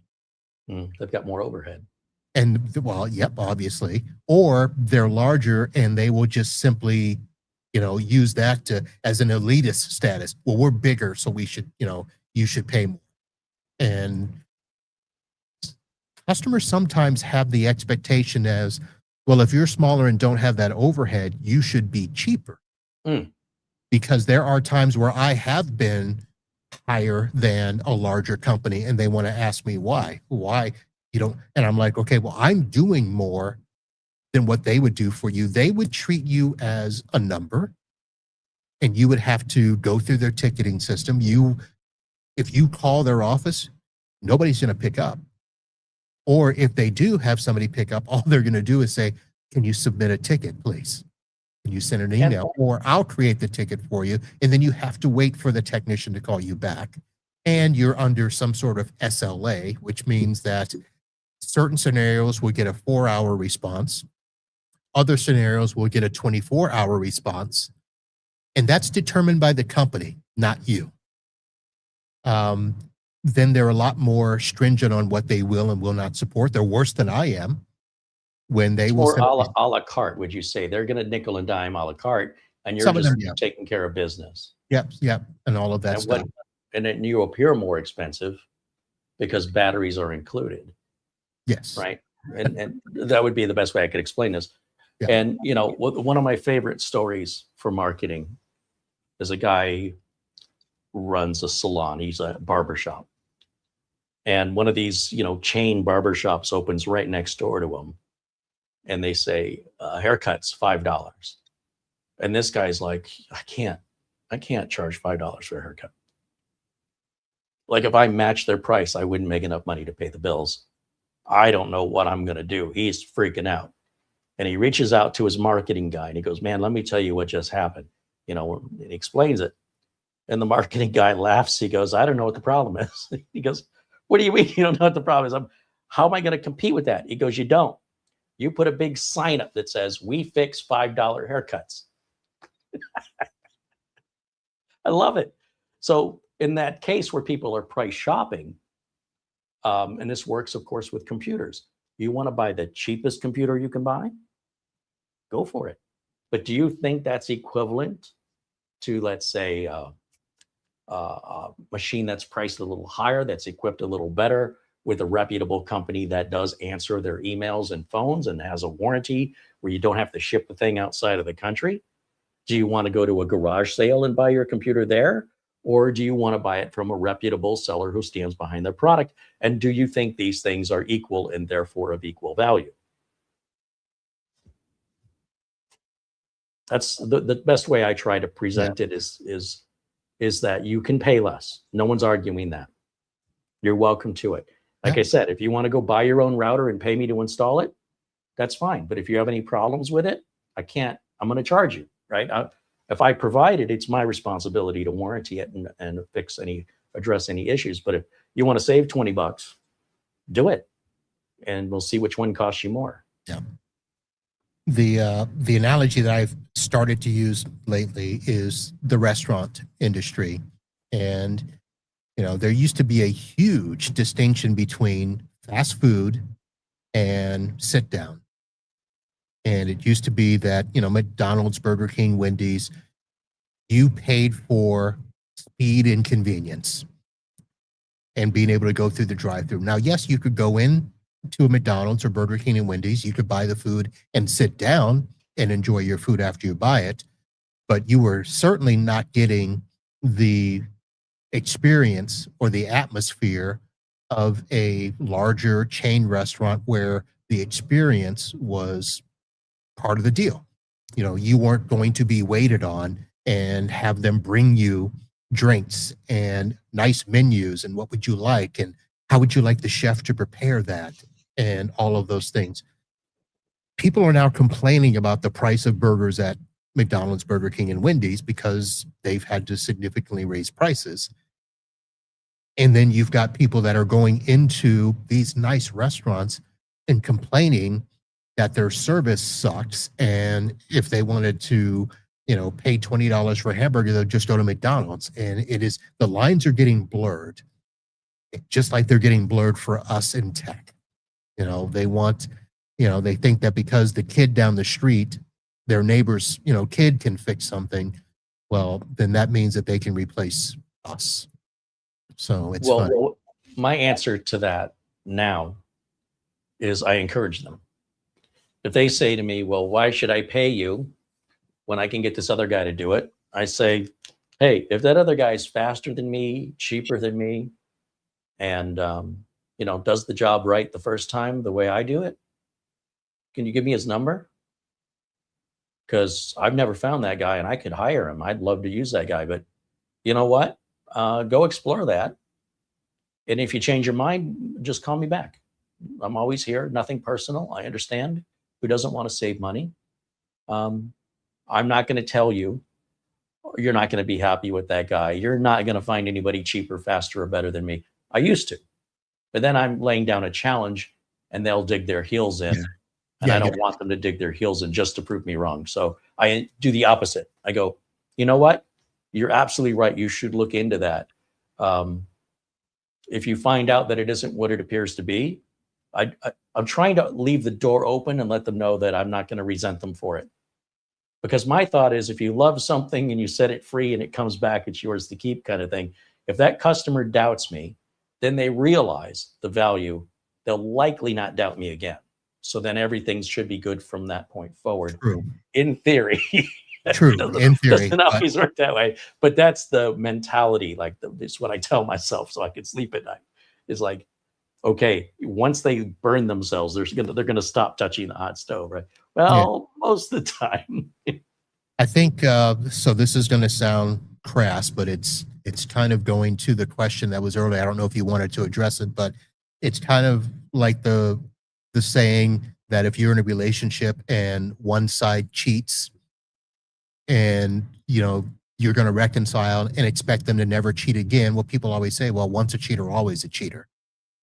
And that, I would probably describe about half the people that do that in IT. If they're looking for the cheapest price, they're always going to look for the cheapest price. And they're only going to come back if that cheaper price isn't fixing them. They'll pay more just to get that problem fixed, but then they're going to revert right back to, at some point, wanting to go cheaper. I've had that experience. So I will usually say, depending on the reasons that you left the first time, if you come back, here are the new set of expectations. You actually will say the new rate. And if you leave a second time, that's it. There will be no third. Well, you can imagine I'm pretty convinced that my system is logical and undeniably, makes sense. And customer did leave because the new secretary that he had hired, who I had never met, said that he should fire me and hire her husband, who does computers. And that's what they did. Someone threw me under the bus. I've never even met them. But when he screwed everything up after about 3 years, they asked me if I'd come back. And so I did. And I said, these are today's rates, but as long as you stay with me, I'll never raise your rate. 10 years later, his son is telling him, why don't you move your business inside of my offices and you can use my IT guy, even though their systems are completely separate. And then you don't have to pay for an internet connection. So now their files are potentially exposed, each company's files. And this is the guy I was telling you about. Why do we have you? Because his son, who I never met, said, Dad, why should you have a tech when we have a tech? Why should you paying rent for a building when we have a building? And I think the kid was thinking, this is my inheritance he's spending. And despite never having met me, threw me under the bus. So when it happened that time, I was in shock. I'm like, he never got a rate increase in 10 years. He acknowledged they never had any downtime. We've already been through this before. This is impossible. Like, my brain just couldn't process, what is this guy thinking? Like, the past didn't happen? And that's the company who 5 years later called me, and everything, that's that story. I was the same guy. So I charged him full price the third go around. Full price, no breaks. If I spent 5 minutes on a phone, I'm billing him, because I learned if I don't get it from this guy now, I'm never going to get it. Yeah. And he doesn't deserve any loyalty. But I took the job in a very unusual way for me. I decided I wanted to recoup some lost income that he cost me. And I didn't earn back what I would have made in those 5 years, but I recouped about 20% of it, which was some level of satisfaction. I had to earn it, don't get me wrong. But, and of course, the end result was he ended up selling off the business anyway. So that ship has sailed. And the other customer, the one that I told you about that said, why are we paying you so we do your job? And it's your fault that you raised that guy also sold his business. So I've never fired a client. And I do feel a lot of empathy for people. And I think, well, now you've learned. But as you've your example, or what you're saying there about, cheaters get to be cheaters, that does sometimes happen. But sometimes people realize their mistake. Yeah. Right. Sometimes somebody struggles with addiction. Could be smoking, could be alcohol, drugs. and they clean up, and sometimes they stay clean. Yeah. And I like to think, in my little world of unicorns, that the best of intentions of people, they realize they made a mistake. We're all allowed to make mistakes. You don't need to rub their nose in it. You don't need to cry over spilled milk. Let's just move on. So for them to repeat it again, and I know I'm partially responsible for putting myself in a place where I could be betrayed from somebody who's already betrayed me, but I just, oh, they're not going to do it. They wouldn't do it twice. And boy, does that suck. Let me tell you, when they do it the second time, I am so mad at myself. But until it happens, I don't want to punish them. I don't want to be so punitive as to say, well, you did this to me once, and I'm never going to allow it to happen again. Take your business elsewhere, because I'm turning down opportunity to make money. So which thing am I doing? Am I a justice warrior, or am I in business to service computers? So I try and take it as take the emotion out of it, take the betrayal out of it. Let's look at the data. He pays me. We've never fought over a bill. I've never really had to work that hard to collect payment unless it was the last payment. And then I made sure on the last bill that I charged him enough that he knew what it was going to cost to keep using me, right? I set the precedent. This is what it's going to be from now on. And then he ended up selling the business. So that's how I adapted to that scenario. But these are two stories, by the way, two particular clients I mentioned. I've got many more clients, or I've had many more than that over the last 35 years that aren't story worthy. So it's an exception. Yeah, I'm looking at Stephen's comment about employer had a client who switched to a much larger organization due to their need to integrate systems. So the closest I have had a situation like that happen where I had a client many years ago. They were a yacht interior design company, and I managed their servers and networks. They actually had 2 office locations. I had connected the 2 offices. This was back over the early days of DSL. That is how they were connected. But they actually had a database program that they wanted me to manage, and they wanted me to manage their website. And I said, I don't do that. And then they went to a company that could do all of that. So I have had that happen. But the other situation I've had, I had 2 clients in 2023 that got acquired by larger organizations, and they could not keep me on. One was actually a national organization, and they ended up ripping out all the equipment in that network. And then the other was a architectural firm that got bought by another local company. Their office was here. I moved them over. I helped their IT people do their stuff. Both situations, kind of like you, Steve, where both the customer and the IT folks said, wow, that was just fantastic. The way that you handled that, the transition was fantastic. The documentation was fantastic.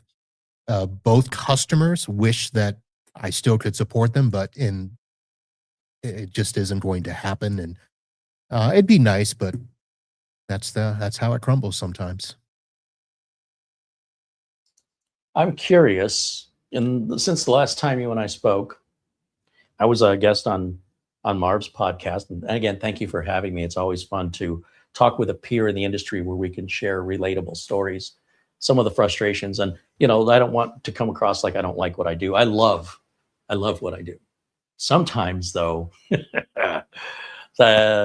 might have kids. You say, I love my kids, but sometimes, and I like to share those sometimes moments. They're much more interesting, I think, to share, but sometimes that may come across as me being negative.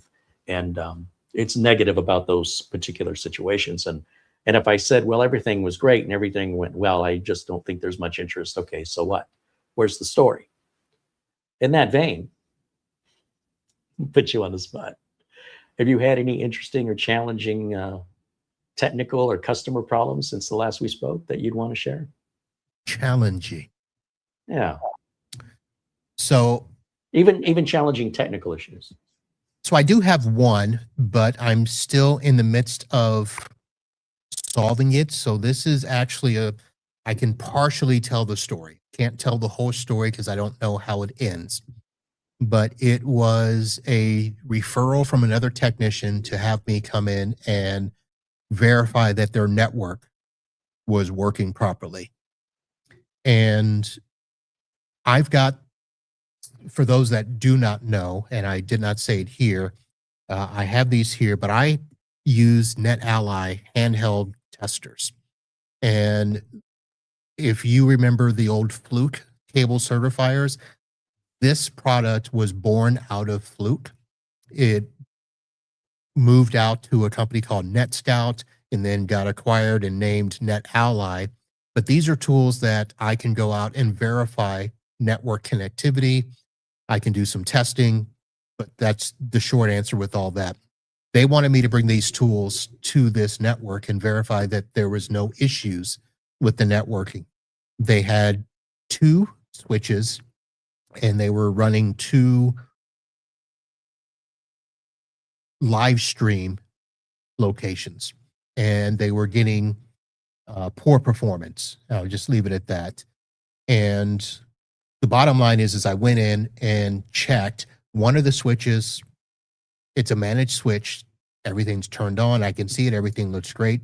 The other switch, even though it is a managed switch, it's not configured to show all of the management features. So when I put my tools on, I can't see anything. And we did try to turn on the management features. It has not worked. But bigger than that, there's a test that I run on my testers that's just basically a basic performance test. And it means that I will push through data on their network to make sure that the network can handle the data throughput. And for these switches, I should have been able to push 1 gig worth of data through the ports. So I set up the test. I'm running the test. I'm seeing drop packets. And all of a sudden, we start to hear people in the office say, hey, is something going on? We just got kicked out or we lost internet. So I knew that there was an issue there because we should be able to push through that much data. Now, we actually push through only 998 megs. We don't do a full gig, even though we can. And we can go higher than that, which we will on 10 gig ports at some point in time. But on switches, whether they're managed or not, if it's a true gigabit switch with the proper throughput, you should be able to saturate a port with 1 gig data and not have it affect any of the other ports. And in fact, with a layer 2/layer 3 switch, if it's full duplex, you should be able to do that both ways. So a gig out, a gig back. So in theory, these ports should actually be able to do 2 gigs simultaneously. That did not happen at this client location. So we are in the midst of trying to add the SFP modules, the fiber modules, so that we can utilize their 10 gig fiber ports, which again, on the one switch, the modules we put in came right up, worked. On the new switch, it is not recognizing any of the modules that we put in. And I have put in the exact manufacturer recommended model, as well as other modules that I use all the time that are lower end generic and should work in 80% of the switches out there. I put them in my NetAlly testers. I put them in my EnGenius switches. This was not an EnGenius switch. Again, I won't say the model because I haven't finished the project, and this is a customer that's not really mine, so I want to be mindful that I don't throw any names out there. But we are still trying to figure out if there is something going on with that switch. Because it's a new switch, the client has to contact the manufacturer to see about updating the firmware, seeing if it's a defective switch, if it has to be sent back. We are ordering a new switch just in case. but that's where we are with that. So that's probably the challenge, the biggest challenge out of the things that I've done. This has been within the last 3 weeks. The only other things that are going in, we have some law firms that are starting to look at implementing AI in their practice. So we're trying to figure out, one, what do they really need AI to do? And then second, is their network set up properly to use AI? Meaning, if they want AI to, for instance, analyze all the other, you know, production reduce request, or if they want to create a demand letter and they want to be able to just simply put in the client's name, the opposing client's name, and generate the letter, are we set up to do that? And is their data segregated to the point where, one, AI would have the access to read all of that, and two, is it protected? Because we can't use a public LLM because we don't want that information out there. And if it's private, then we've got to make it to where it's working inside the office, but not outside the office, and all of those types of things. So we're starting to have those types of discussions with some clients where we can't just use ChatGPT or Claude or Perplexity because we can't give a public LLM access to customer private data. Some of it is HIPAA because these are insurance carriers that law firms work with it. Some of it is just obviously legal problems that they have to worry about. They can't have an open, ongoing case leaked out in a public LLM. So those are the fun things that we're dealing with right now. On that switch problem, are the old switch and the replacement switch the same manufacturer? They're the same manufacturer, but not the same model. And did you recommend that, or did the customer decide, or did a technician decide that model should be the replacement model, or is it just they're calling in after that decision was made? No, well, technically it wasn't a replacement model. They actually purchased the second switch on their own. So this is a client. They're not my client. This is. Well, that's why I'm asking sort of generic questions regarding, just trying to understand that scenario better. Yeah. So they purchased the switch to be a second switch originally for backup, but they grew so much that they actually had to start utilizing the second switch because they ran out of ports on the first switch. So they had been operating, and for the most part, it's working, except for these new things that they're now doing, where every so often it's not working, and trying to figure out, okay, when is it not working? Why is it not working? Are they doing too much? I can rule out it's not an internet bandwidth issue.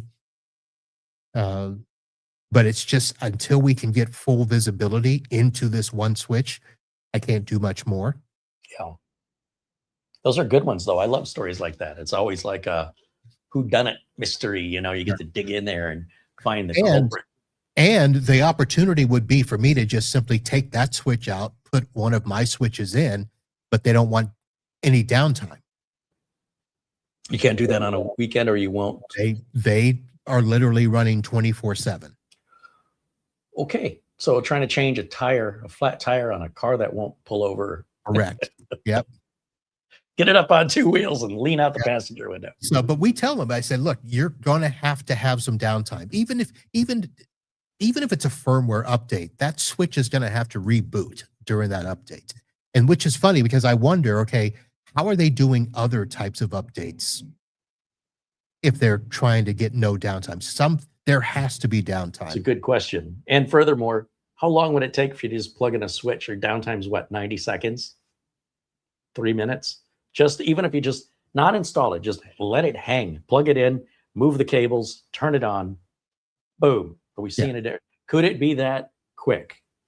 Or is there more to it than that? In other words, is it like a smart switch that has to be configured? Yeah, but you can configure a lot of that ahead of time. Oh, fair enough. Yeah. A lot of that can be configured ahead of time. The biggest thing is going to be the moving of the cables. It's in a rack. So there are some cable lengths that, if you can't pull the old switch and put the new one in, So if you hang it off, then we've got to have all these long cables ready to go so that if we unplug from the live switch them in. But sliding the switch out of the rack is what, 4 screws? Yeah, I mean, listen, you're talking when I tell customers most of the time, look, you're going to expect 30 minutes of downtime. They're okay with it. They understand. They can work around it, or it's a weekend type of thing. This particular there's off hours where it's less impactful.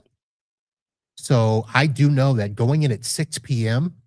probably won't affect their business as much as 12 p.m. So that's what I was recommending is, look, I'll come in, late night or a weekend and do it.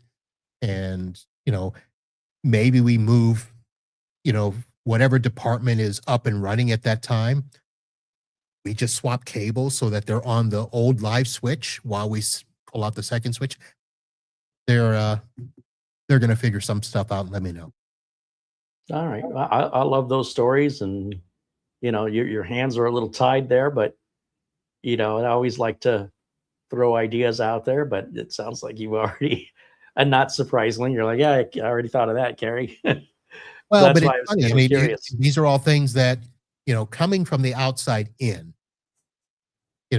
it's always interesting to have, because even the I don't know what the exact position is, but there is a tech that works with them that, had the forefront to think, these are not cheap switches. Let's just say that. These are not,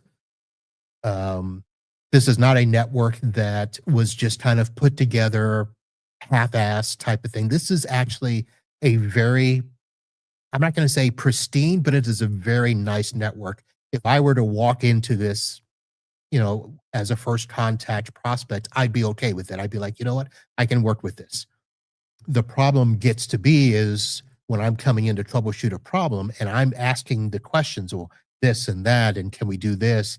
And when you get to a point where you get stuck because you can't move any further, that hinders a lot of things. So there are a lot of questions that, yes, in terms of can we bring in another switch and hang it off? No, we don't want downtime. Okay, then what do you want me to do? And that's probably where a lot of times some people would just be like, well, if I can't do that, then I'm out. The only way, it's like telling your AC repair person that, you've got to come in and do maintenance, but you can't take the AC offline or whatever. I mean, there are certain things that you have to do, like a plumber. And I'll say this because we're going to have a plumber come to our house because we've got a valve that for some reason underneath the toilet, you can't turn the water off or on. I shouldn't say off or on. It was on. They changed the smart water plug out at the curb, but then all of our stuff in the house went berserk. So we've been changing, aerators and toilet inners, but behind the toilet, you're supposed to be able to turn the water all the way off. Well, turning it all the way left didn't turn it off. And now turning it back right doesn't put a lot of water pressure in the toilet. So at some point, somebody's going to have to come out and fix that. I know they're going to have to turn off water to the house to fix that.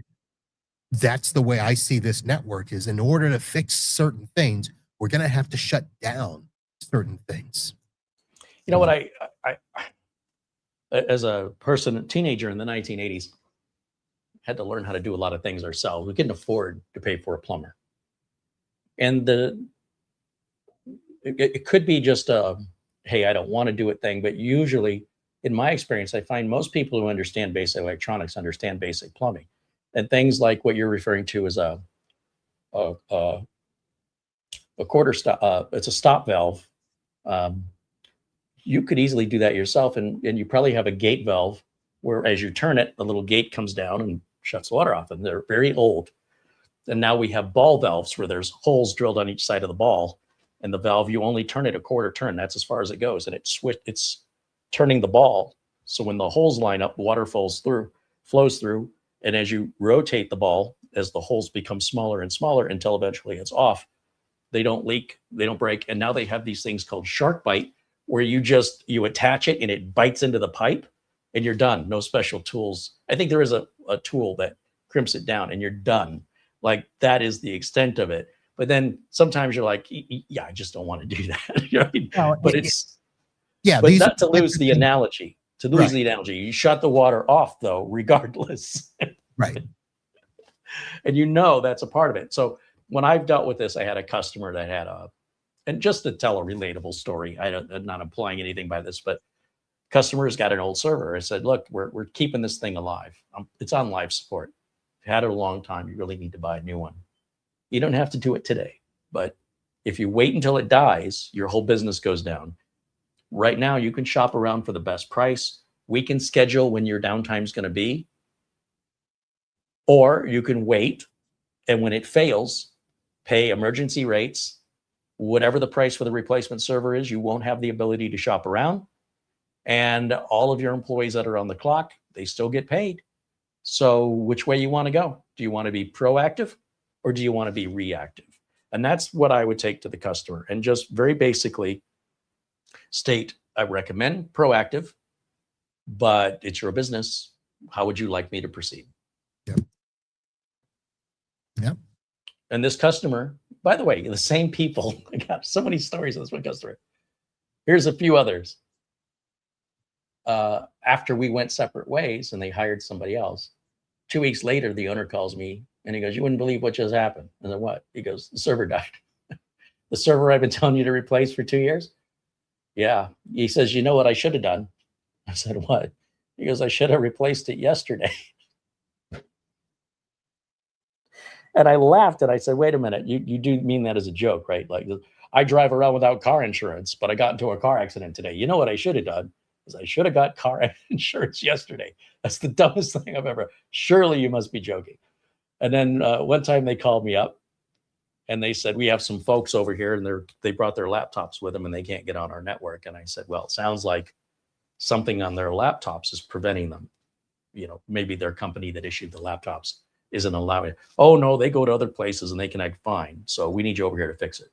I go, well, does your laptop go online? He goes, yeah. I go, there's nothing for me to fix. He goes, no, that can't be right. There's something wrong with our network. I go, but it's working for you. He goes, well, could you look at their laptops? I go, no, I can't look at their laptops. That's a whole different company. I can't take on the liability. Well, it turns out it was actually my fault, sort of. As a security measure, I set the router to only put out 50 IP addresses and forgot about it. There's no reason this small company needs more than 50 IP addresses. But then all the employees started bringing in these things called smartphones and they were getting charged for data. So they were connecting to the Wi-Fi and then the company next door said, can we connect to your Wi-Fi? And they ran out of IP addresses. And the reason his laptop was connecting was it was reserved, right? And the people that came in, there were guests, customers of theirs, couldn't get online. They ended up using one of those T-Mobile sort of hotspots. And they had taken, a small company with 12 employees, had consumed between the printers that they put on wire, because nobody was using the wireless, consumed it without telling me. And I was baffled. I was like, this doesn't make any sense. It's connecting, but it's not getting an IP address. But all these other computers are connecting, and they are. And yeah, that was an interesting one. And then they bought a post office, the company next door that was that was on their Wi-Fi. They have one of those Pitney Bowes stamp machines, and they got a new one, but they never told me they were getting a new one. It's like, hello. Does anybody remember Carey? I know you don't see me anymore. So they call me and they go, this won't get on our wireless. So they eventually got their own wireless, right? But they never used it. And I'm like, wireless works. I don't know what you're talking about. And they're a small office, maybe 4 employees, and I just put a Linksys router in there. Well, I said, you're going to have to call Pitney Bowes. I don't know what's going on. So the guy from Pitney Bowes comes out and he calls me and he goes, the problem is your router. I go, but the Wi-Fi works on the router. How is, like, I'm kind of like defiant. This doesn't make any sense. Explain it to me. He says, when you sign into your wireless, it brings up a portal. And from the portal, it establishes your login, and then it obtains the IP address. This Pitney Bowes postal machine only wants SSID and password. There's no way for your portal to. And I went, oh, of course. Of course. But when I put that Linksys router in, they didn't want the Wi-Fi enabled. So whether or not it had a portal or not didn't matter until the day it did, and I forgot about it. So there was a few mistakes I've made and have, won't soon forget. Yeah, but I wouldn't say that's technically a mistake, because at the time you set it up, it was right. Those were the parameters with which it was set up. So, and nobody said, hey, we're going to get a new postal machine. Right. Not that that would have made any difference, but I would have at least known, hey, they might be calling. But I would have had to gone down there and looked at it, because it's just got a little LCD screen. I'm not going to be able to remote it into the Pitney Bowes machine. I've never set one up before. I've never sold one, and they've never asked me for help with one. So yeah. So here's the difference. Yeah. So here's the difference. No matter the size. So I don't do what you did in limiting the number of IP addresses on a network. I used to. I used to be at the point where I'm like, yeah, they've got 5 people. Why do I need to give them a whole DHCP range? But I've changed my thinking because I do more network monitoring now than ever before. So 2 things. One, I just by default leave the range open. I do have reservations for things like servers, Wi-Fi access points, and stuff like that where I assign. So they may only have maybe 199 ports of IPs available. Mm-hmm. So that's one.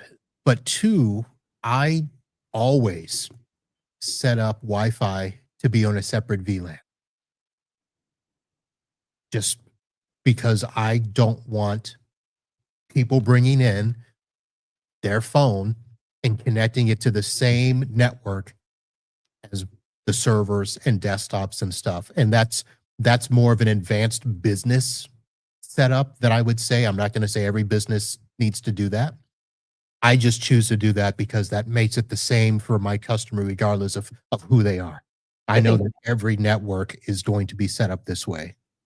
To clarify, nobody on Wi-Fi had access to any computer or data. It was on the guest network only.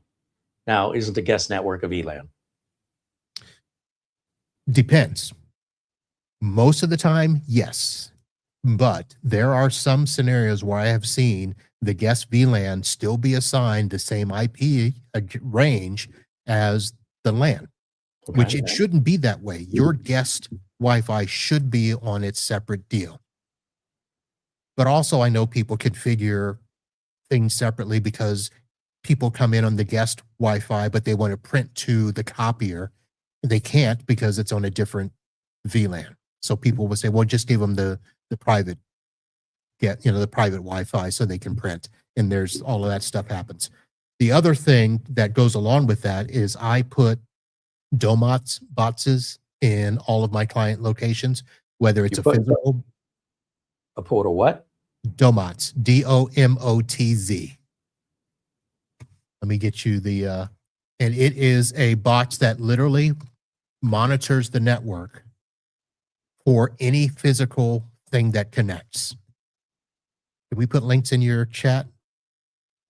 You should be able to. Is it in the StreamYard chat? So I just threw it in there. So domotz.com, DOMOTZ. And these are boxes, or you can install the Domotz app on a Synology NAS. And it will monitor anything that connects or disconnects from the network. And I do this for the simple reason of if somebody walks into a client of mine and plugs something in, I get an alert. And then I can call the client and say, hey, I just saw this pop up in your network. What's going on? And this helps me when copy people come in and want to put in a new copier, the Pitney Bowes postage machine. is a scenario where that would happen. Somebody coming in with a laptop in the conference room and wants to connect. These are all things that I tell people, your network needs to be protected, even if it's just somebody that pops in. And I need to know anything that pops onto your network.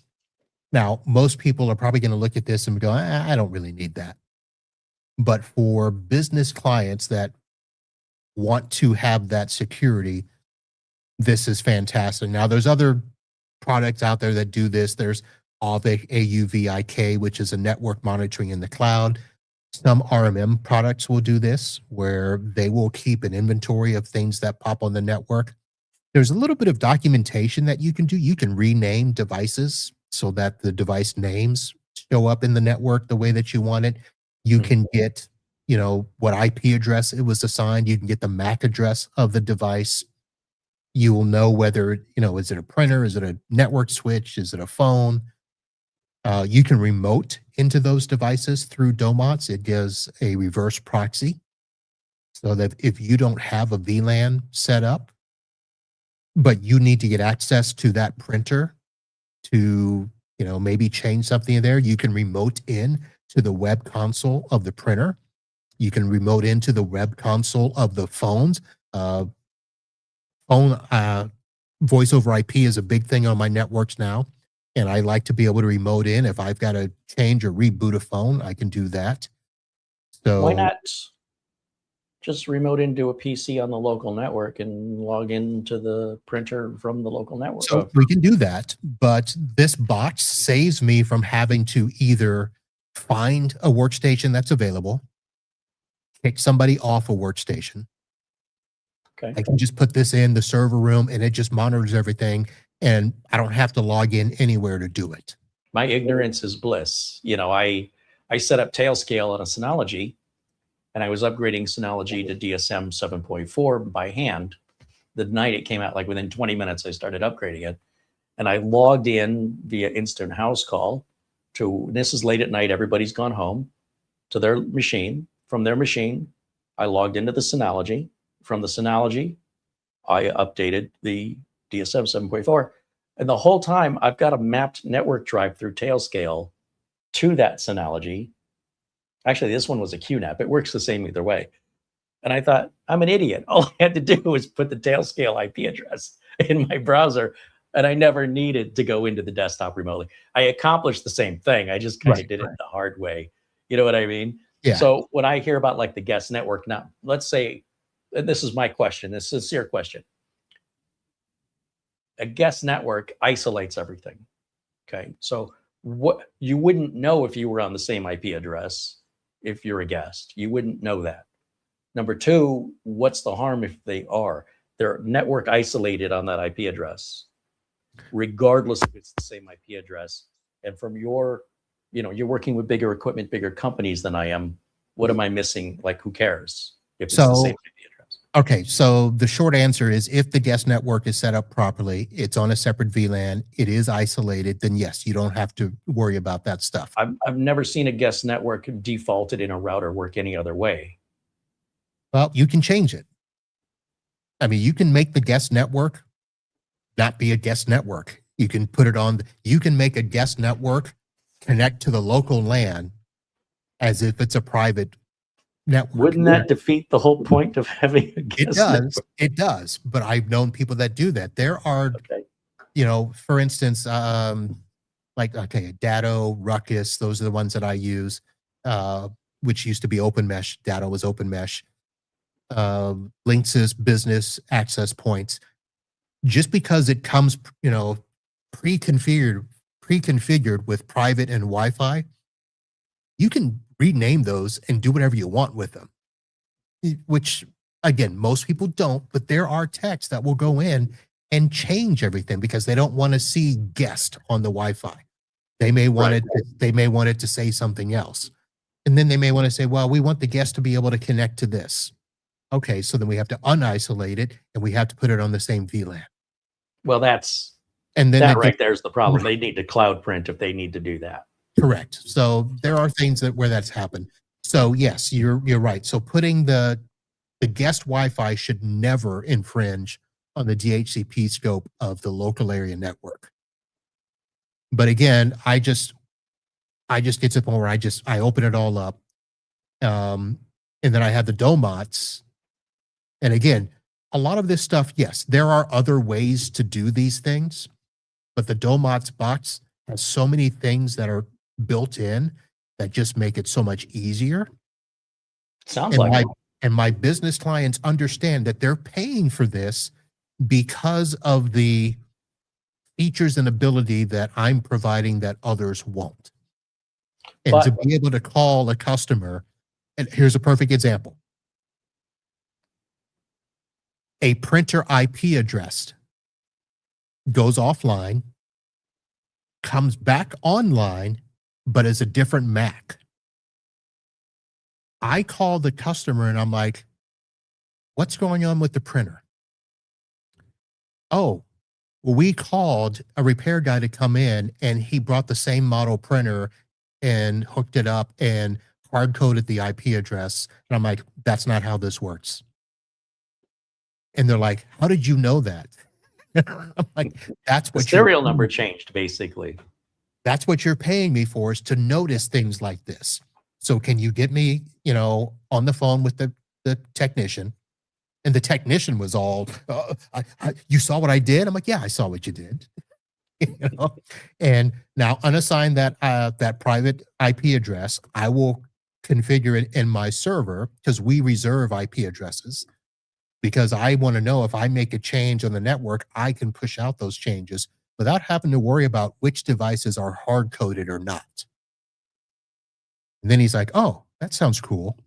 So those are the types of things. The other things I saw there were a bunch of questions that popped up on the Domotz. I'll just quickly go through some other stuff. You can assign what they call important devices, whether they're servers or key personnel workstations, so that if they go offline, you'll get alerted. Very handy for servers, especially if you don't have a full RMM product that will also alert you if a server goes down. You don't have to invest in something that does that constant ping to know if the server is up. The Domotz box will do that by default, watching SNMP. If something gets restarted, it'll give you the history of when the device went down and came back up. You heard me talk about the MAC address that gets noted on there. The Domotz also will monitor your remote connectivity, so that if your internet goes down, obviously everything goes down, but it will monitor, for instance, if Comcast goes down in the middle of the night and comes back up, you can at least report to your customer, hey, Comcast went down. Did that affect anything? If you have dual WAN connectivity, this will also help, because you may have failover set up automatically. And if you've got things tied to an IP address because you're not running SD-WAN, you'll know if the gateway WAN IP address changes, so you can monitor those types of things. Again, I mentioned the remote access, that if you want to get to the web portal of a device, you can also set up other alerts. There's things that you could set up if you want to monitor print levels in copiers and workstation printers, so that you can be alerted when toner levels get low and you can sell them the toner. You can set up those types of alerts so that when toner gets below 10%, hey, we're sending you another cartridge. Be ready for that.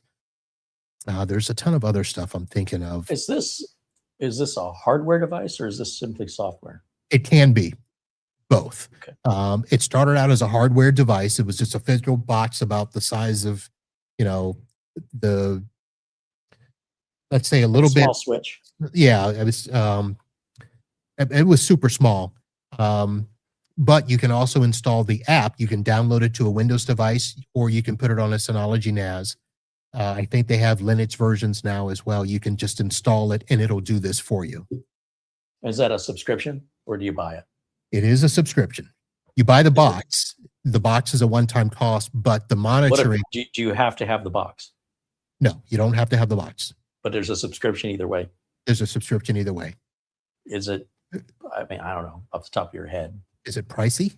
Yeah. It can be. So depending on how many per seat. Yeah. So what they do is there's two versions. There's what they call a collector plan, which means a collector is either the box or the software, and it's per location. So it can either be $35 per collector, and it doesn't matter the number of devices, but then you're limited with like how many alerts you get and how much per $35 per what time period? per month. Per month. Ooh, Yeah. It's a little pricey. Or it's $1.50 per device per month, which is more of the managed service provider module. And again, they do that for a couple of reasons. MSPs that like to do everything per device, that per device pricing, they can bake in to their price there. Others that just want to say, look, it's $35. Now you can get it at a discount when you sign up for their partner program. So you can, I don't know what the discount is, to be honest. I'm on a special discount because of the podcast. I'm paying nowhere near $35. In fact, my last price that I was billing customers was $23, if that gives you an idea of how much it's gone up. And how long have you been using this? How much experience do you have with it? I've probably been using Domotz before the pandemic. And have you had any problems that that was the cause of the problem? I've had customers put in UPSs, the batteries go bad and cause the very problem that they put the UPS in for, right? The battery dies, the system starts shutting off randomly. And I'm like, man, you shouldn't have bought these UPS. Is there any of that where maybe the network goes down, or there's a scenario where something isn't working and it's because the Domotz didn't get updated, or the software update created a problem? I have had no issues with the Domotz. I'm not going to say that hasn't been the case. You know, I'm sure somebody somewhere has. Most of the problems that I've heard is from people wanting the Domotz to do much more than it's supposed to. Meaning, if you're trying to run this in an environment with 1,000 devices, it's probably not going to do what it does. Now, they do have a new box that they just came out with called the Domotz Pro. I've ordered it. I don't receive it until tomorrow, and I'm going to see how much more capacity it provides. I don't think I need it. I mean, my largest customer, well, let me rephrase that.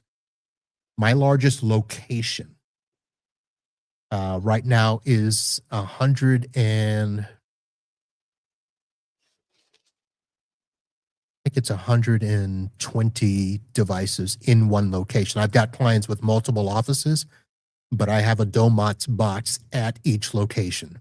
So that's what I do there. So the box itself, what's the advantage of having it if it's optional? So at the beginning, there were things that you can do with the box easier than with the software. And a lot of that had to do with if you wanted to monitor multiple VLANs, because right now the box would only monitor the VLAN that you connected to, but you can actually have it monitor multiple VLANs. For instance, I do have a customer where I do monitor the wired and wireless connectors on one VLAN. I monitor the phones on a separate VLAN, and I monitor the guest Wi-Fi on another VLAN. And then we actually have the rest of the building on a fourth VLAN, because we'll give them access to stuff, but we want them completely separate. But I do monitor every single device in that building.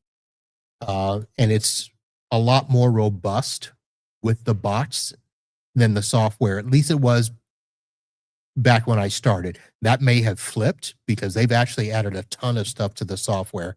I have a webinar that I'm going to watch. I think it's on like the 17th or something. No, the 22nd. I don't know. It's coming up that I'm going to watch and see how much more they've put in here. They've added a whole bunch of stuff. There's a whole section for AI agents that's in beta right now. I was waiting. Yeah, that was coming. They've added integrations, which I do use one of the integrations. So anything that shows up in Domotz gets pushed into my IT glue for documentation. My follow-ups are, I think I have 2 more questions about this. Yeah. Okay. You can log in remotely to things that have web interfaces, but not to the desktops. If you set up RDP to those desktops, yes. Okay. Fair And you enough. don't need to open I firewall never ports. used that, so that's why it didn't even occur to me. And But then you don't need to open up firewall ports. So yeah, I can RDP into, so I use TrueGrid for remote access or people to get to their desktops. never even heard of that either. It's You better not start another conversation. Okay. There's a lot of new information, but I'm interested in this Domotz. I've never heard of it. I've always been able to solve my problems other ways, but I'm also not dealing with clients of that size. At the same time, though, I'm wondering if I may be working harder than I need to be, or if that really isn't for me out. But my follow-up then is, what example can you give us recently where you have utilized that to solve a customer problem or prevent one because you caught it early with the Domotz? Can you give us a real-world example?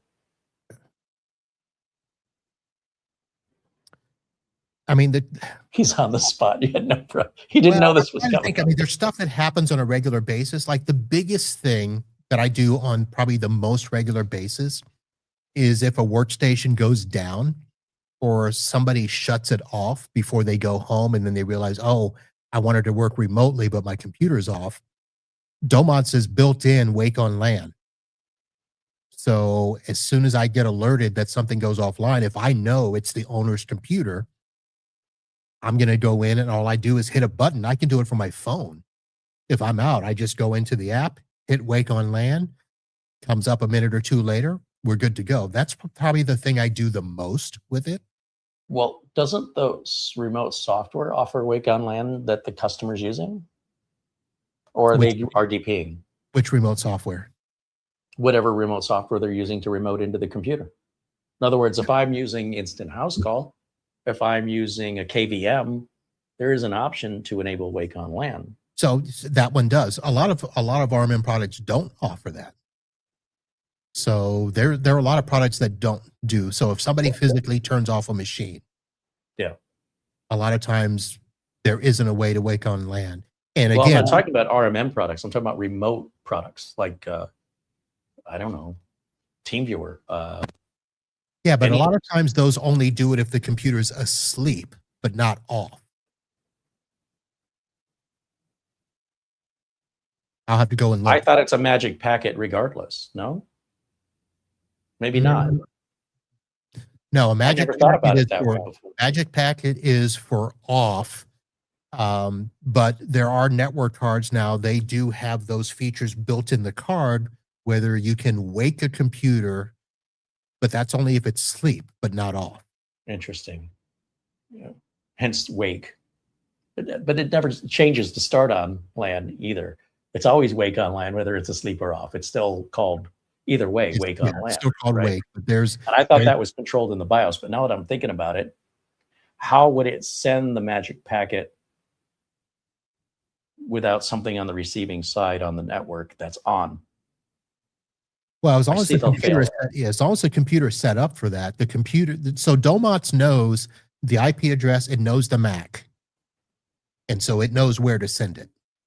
So as long as the computer is configured for that, then it'll work. Yeah, no, I see the failure in my logic there as I'm speaking it out loud, because if I'm using one of these little KVMs, the KVM has to be on for you to be able to tell the KVM to send the Wake-on-LAN to the connected computer. So if some remote software offered that, but the computer was off or in sleep, then the software is not running, and therefore would not be able to respond to your request to it. It would have to be somewhere else, like part of the network switch or part of the network. So yeah, I'm a little slow sometimes, but I'm getting there. I understand better now. And when that customer remotes in, are they remoting in? Because they're not going to use RDP, the client. That's for you, right? No, they're using RDP. My software utilizes the same RDP built into Windows that they do. It's not a team viewer or, instant house call, or it's just remote desktop protocol that comes with Windows Pro. Correct. That's all it is. Yep. But but we're bypassing your firewall. We didn't have to open a port on a firewall and forward it to the machine. It's all reverse proxy. Is that all encrypted? Yes. And how do you, is it just one user can connect at a time to a single desktop, a single source? Yes, and you actually configure all of that. You configure who can connect to it.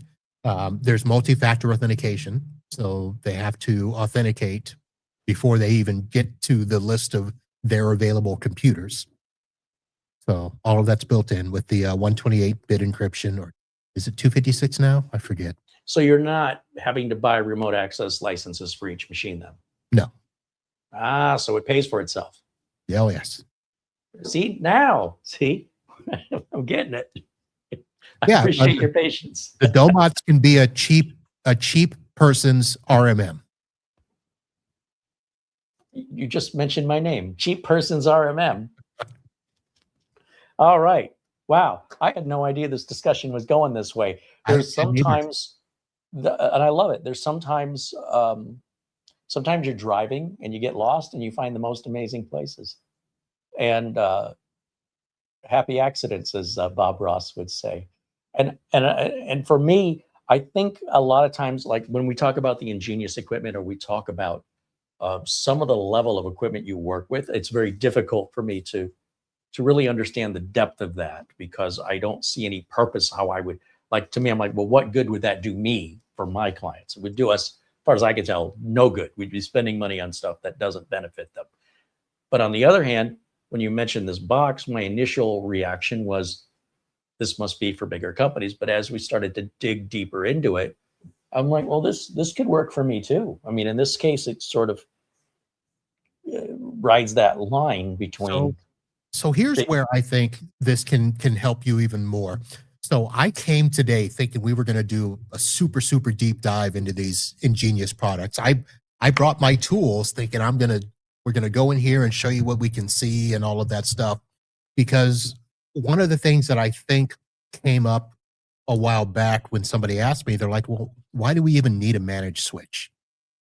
And I said, well, you may not, but I'm finding that more and more, no matter what size the company, even homes now, because technicians are doing their homes as if they're businesses. They are, running, even if they're running, their own Plex server or their own Docker stations, there are so many things connected in your house, even if it's all Wi-Fi, that you want to be able to know. There's all of these, enabled devices that we're getting, whether it's our smart TVs, the smart fridges. People are trying to do, for instance, I got a gadget buddy that they're talking about controlling their sprinklers with, smart enabled features. All of this stuff is running through your network. And there's so many things that you can monitor on a network with a managed switch. Now, most people are probably using the Ubiquiti products, where the ecosystem does a lot of that stuff, but you still need the managed features to the point where, let's go back to the small business. If you've got 4 people working on workstations, you've got VoIP phones, and you need to be able to identify pathways and connectivity and stuff.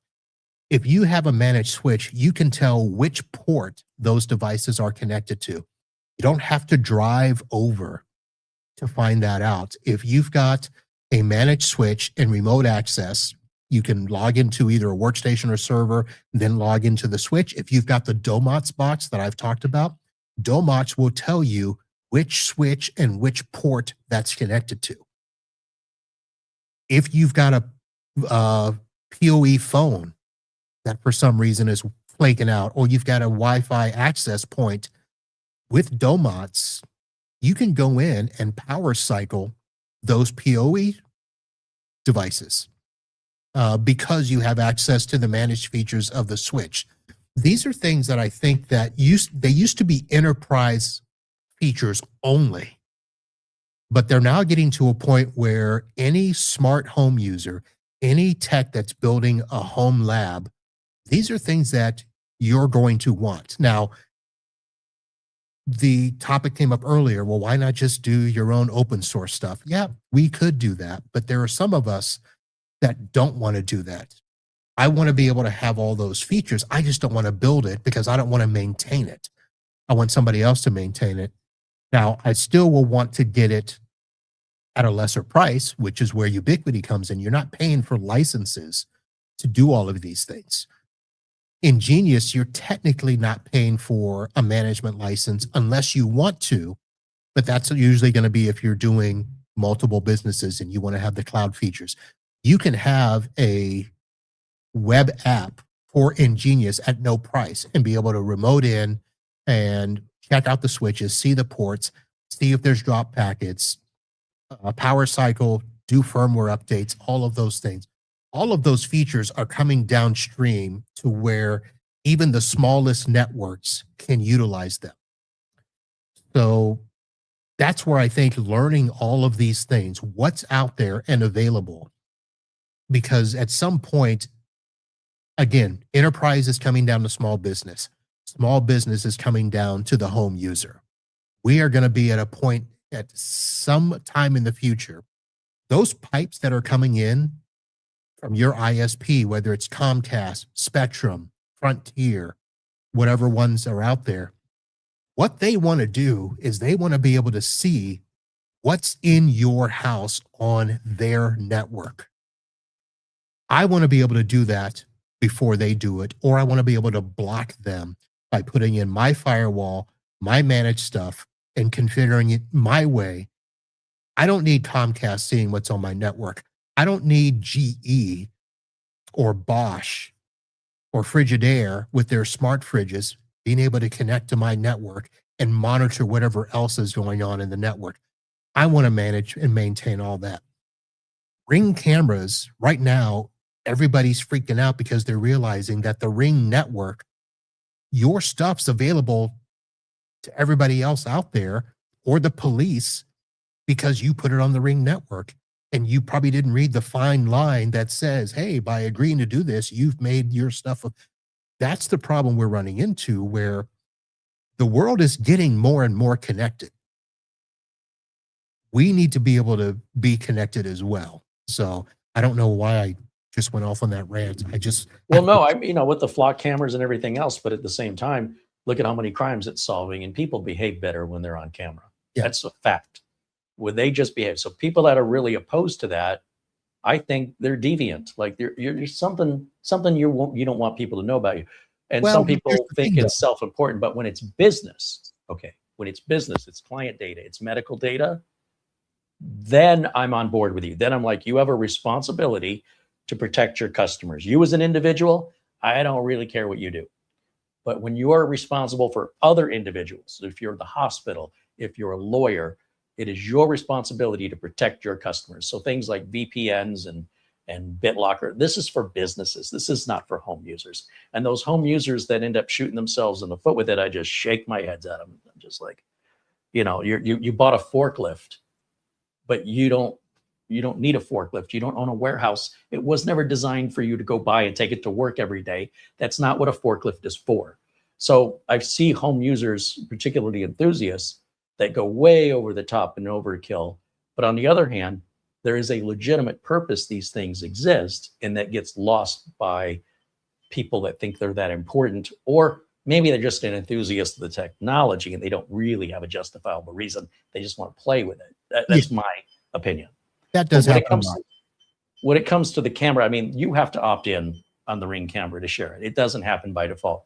You have to physically opt into that.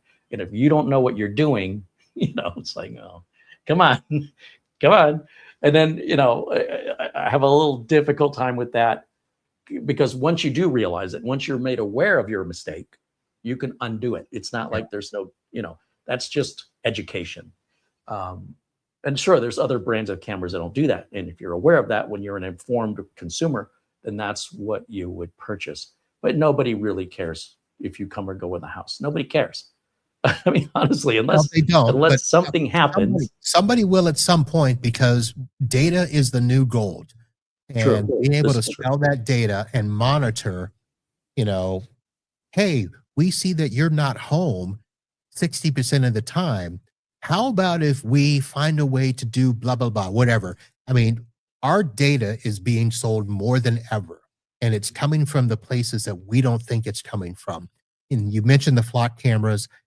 I tell you what, there's a part of me that loves the fact that law enforcement is able to use those, but there are some civil rights activists that are like, why should you be able to track me without me giving you permission?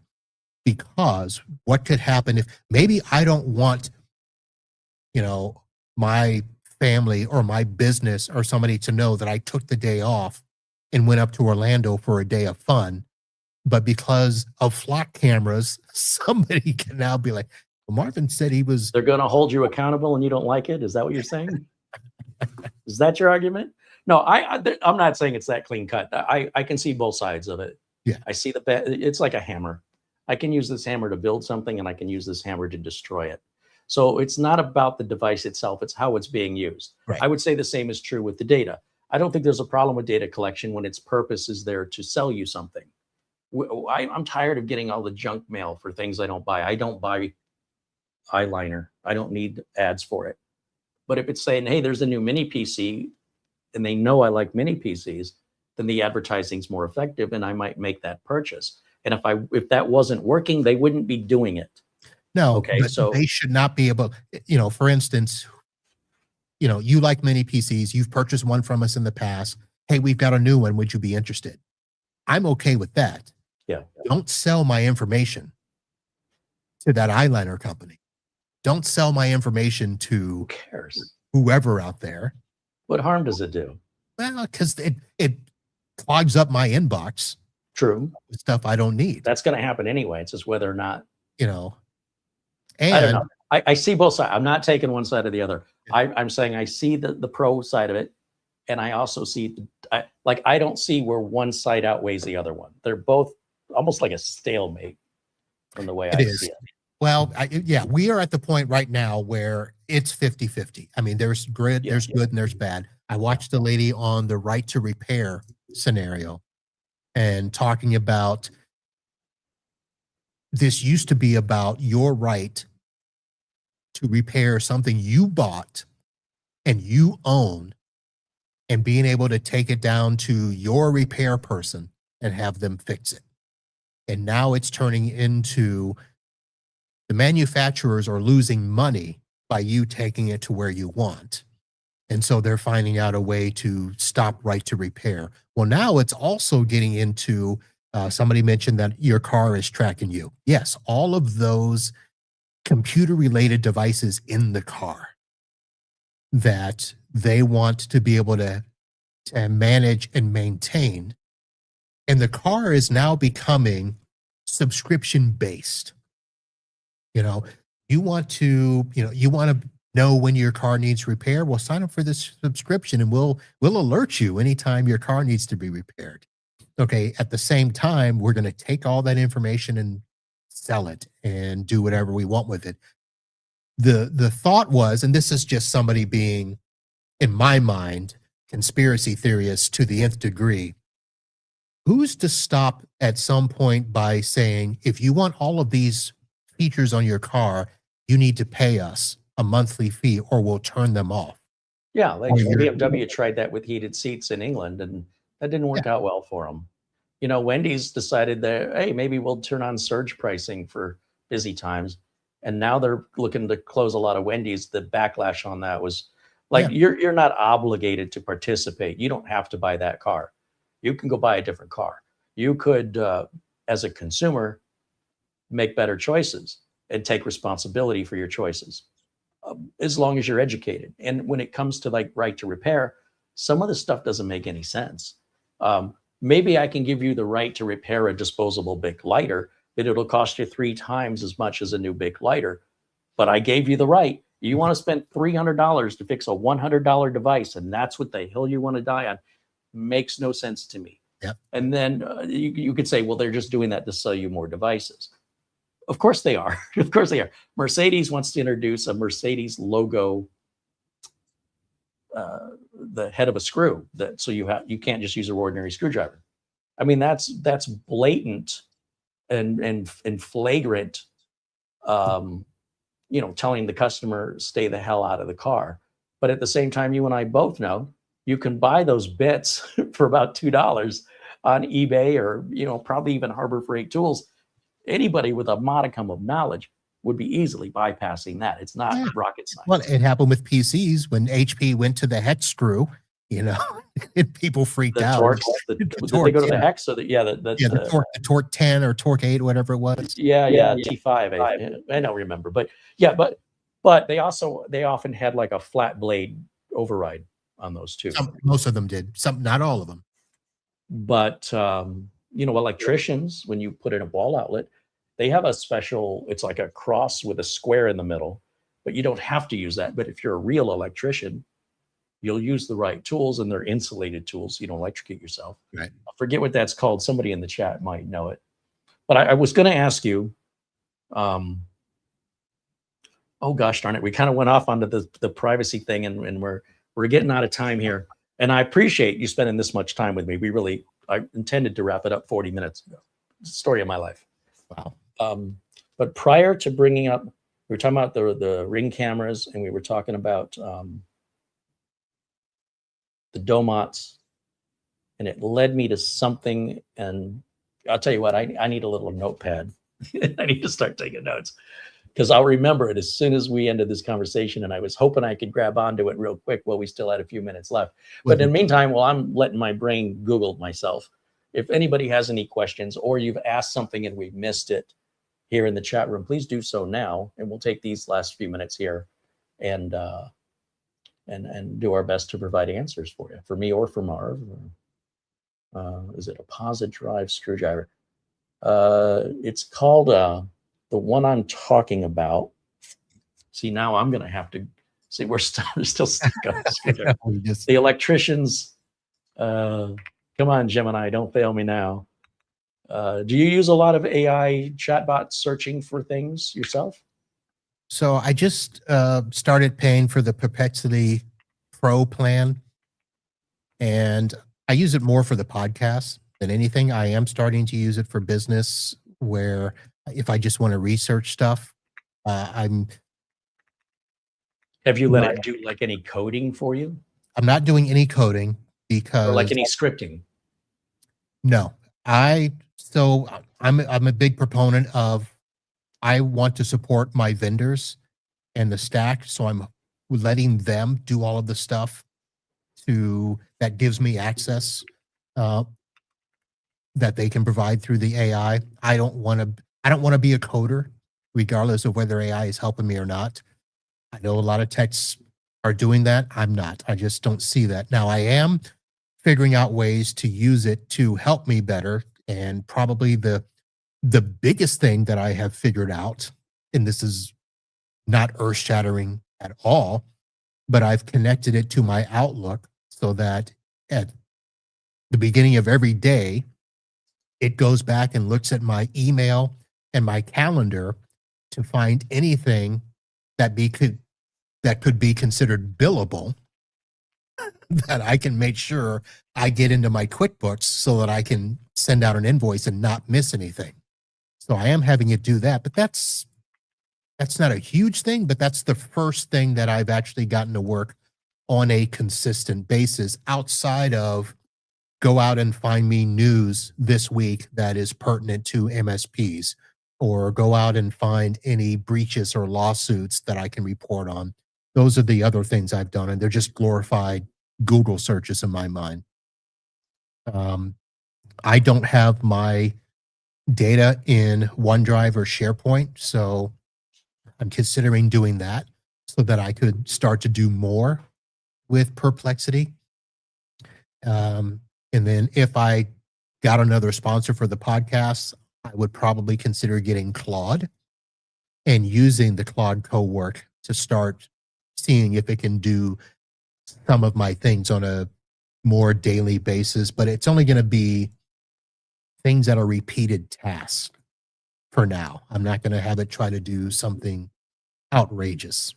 Have you ever had it make a YouTube thumbnail for you? Yes. Yeah. I mean, it's amazing to me what used to cost money for Photoshop and the hours to learn it can be done in just a few seconds, and is oftentimes first shot gets it. I've been really impressed with, well, for a while I was using Grok, and then I started getting disappointed in it. And then Copilot wants me to log into Microsoft account, so I'm not using that. So I've been using Gemini, and the other day there was a song on the radio, and I said, gosh, that sounds just like another song. And I, for the life of me, couldn't remember it. So I'm like, okay, what genre is this? And I went into Google and I started typing it, and I wasn't getting anywhere. I'm looking through YouTube, couldn't get anywhere. And I'm like, okay, this is like a Europop song that came out. I'm telling Gemini, I'm looking for a Europop song that came out in probably in the early 2000s. I can't remember the name. It's very synthy and poppy and dancey. It was never really popular here in the States. And every time I hear it, it reminds me of Burn Rubber by the Gap Band. Name some songs. And it came back and it started listing things. And I said, okay, and I told it, none of those. And it's like, well, give me a lyric. And I'm like, damn it. Every time I start to play it in my head, I switch over to the Gap Band Burn Rubber lyrics. Like my brain switches. And I'm like, okay, it's not it. And anyway, I said, well, I think that said, you'll never get me is in the lyrics. I wasn't quite right, but I was close. And it came up with a few other suggestions. And I said, no, it's not those. And it was later than that. It was pulling up suggestions from 1990. I said, no, it was like later after that. And then it came up with this song, Bulletproof by LaRue. And as soon as I saw it, that was it. And I just was never going to get there in my own head. Like I just kept, I couldn't stop thinking about it. It wasn't important. It was complete nonsense. And I'm the only one, I think, that hears the similarity between the two songs or something about it. And without Gemini, without the chatbot, I think I'd still be here mentally constipated, unsatisfied. What is that? So it's gotten me out of those type of situations. And I've even asked it to script a video for me. And it tells me where the camera should go. And of course, I modify it to the way that I would say it. But it takes out 90% of the work. And I'm like, wow, this is really useful. And a law firm that I have as a client, I asked them if they've been using any AI chatbots. And they said, oh, yeah, we've been using that for months now. Whenever we respond to our clients, we always type our response or we copy it and put it into whatever AI chatbot they're using and ask them to rewrite it professionally. And then we take that and we run it through again. And we take that, we run it through. You run it through 3 times? Like, oh, it looks so good. I'm like, yeah, but 3 times? They go, every email 3 times. Okay. That sounds like a lot. I have done that on occasion, but I'm at the point where I'm like, you know what? That's a lot of work when I could just write it and run it through once. I run it through once mainly, and I add a phrase where I say, review this for clarity and make it sound like me. And then that's it. And then I'll maybe, tweak it once or that, but I always ask it for clarity and what I'm saying clear enough. And that's usually on the longer emails when I'm trying to respond to a client, with steps to do something, or they ask a question and I want to explain it. I'll do that. But just to reply, no, I'm not going to spend that time. I'm so quick. Like my thing is I want to get done quick. And sometimes people say it comes across as rude. So what I'll do is I put my quick reply in, and then I instantly go to Gemini before I hit send. I copy it, put it in Gemini and say, please rewrite this for me so it is more professional. And usually the way it writes it is perfect. It's more eloquent. It's more professional, way more. And I'm like, oh yeah, that's what I meant to say. Anyway, copy it, paste it back in the email body and hit send. And it's so easy. Even when it comes to Amazon reviews, I'll say, write a review of this product for me. And I want you to mention how much I like the support and just how fast and what a great value it is, and add some levity. And here's the number of stars, here's the title of the review. And I take that and I paste it. And then I just go line by line and, I wouldn't say that, I would say this. So I'm changing it enough that it's still my review, but it's saying it in a way that's more eloquent than the way that I write, and adding a sense of humor that and what's scary to me is the more I use it, the more it knows about me. So when I say review this mini PC for me, it says, as a computer tech for over 35 years, I found, and I went, holy crap, I didn't tell it I was a computer. At some point I must have. At some point I must have said, and then the longer I talk to it, the more I use it, the more it knows about me, my sense of humor, the answers that it gives that I like versus I don't like. And it keeps getting better for my personal preferences. It's scary. It's scary, but it's cool. And I'm not just copying and pasting, but I am letting it do 80%, 90% of the work. And then when I go to say that I wrote it or basically imply that, I'm looking at every line. And most of the time it's exactly the way I would say it if I slowed down. And I would be funnier. I used to be funnier, but that kind of goes against being quick. So I read it and I go, okay, this is actually kind of funny. It kind of adds some levity, takes the seriousness out. And it's Control-C, Control-V, so it's quick. So I'm getting what I want fast, but I'm also giving what they expect, which is a level of professionalism that always should have been there. And over time, the busier I got, you get answers like yes or no from me. Right. Because I felt like if I wait to do this later, I'm going to forget. So just before I leave, let me just write yes. And sometimes people go, that's rude. I answered your question. Yeah. But now I can say, somebody leaves a YouTube comment and I want to say, I answered that in the video already. Why are you asking me something? And I copy that into Gem and I go, how can I say this better? And it has some really nice way of saying, you can check here and click that. It's so much more patient than I am. And it's so much nicer. And I'm like, oh, that's a better response than what I was going to type. I don't see any questions. Let's see. Are you using? I did see one early on that I wanted to address. It was more, I think, when I was talking about the printer guy popping on the network, and they asked, "Can't you just block the unknown MAC?" I mean, yes, you can, but I have found, in my opinion, blocking MACs on a regular network is just too much work for me. I will do that on private Wi-Fi, where we'll create an access list where we only want these people to be on this Wi-Fi, and then everybody else has to be on the guest. When it comes to the local area network,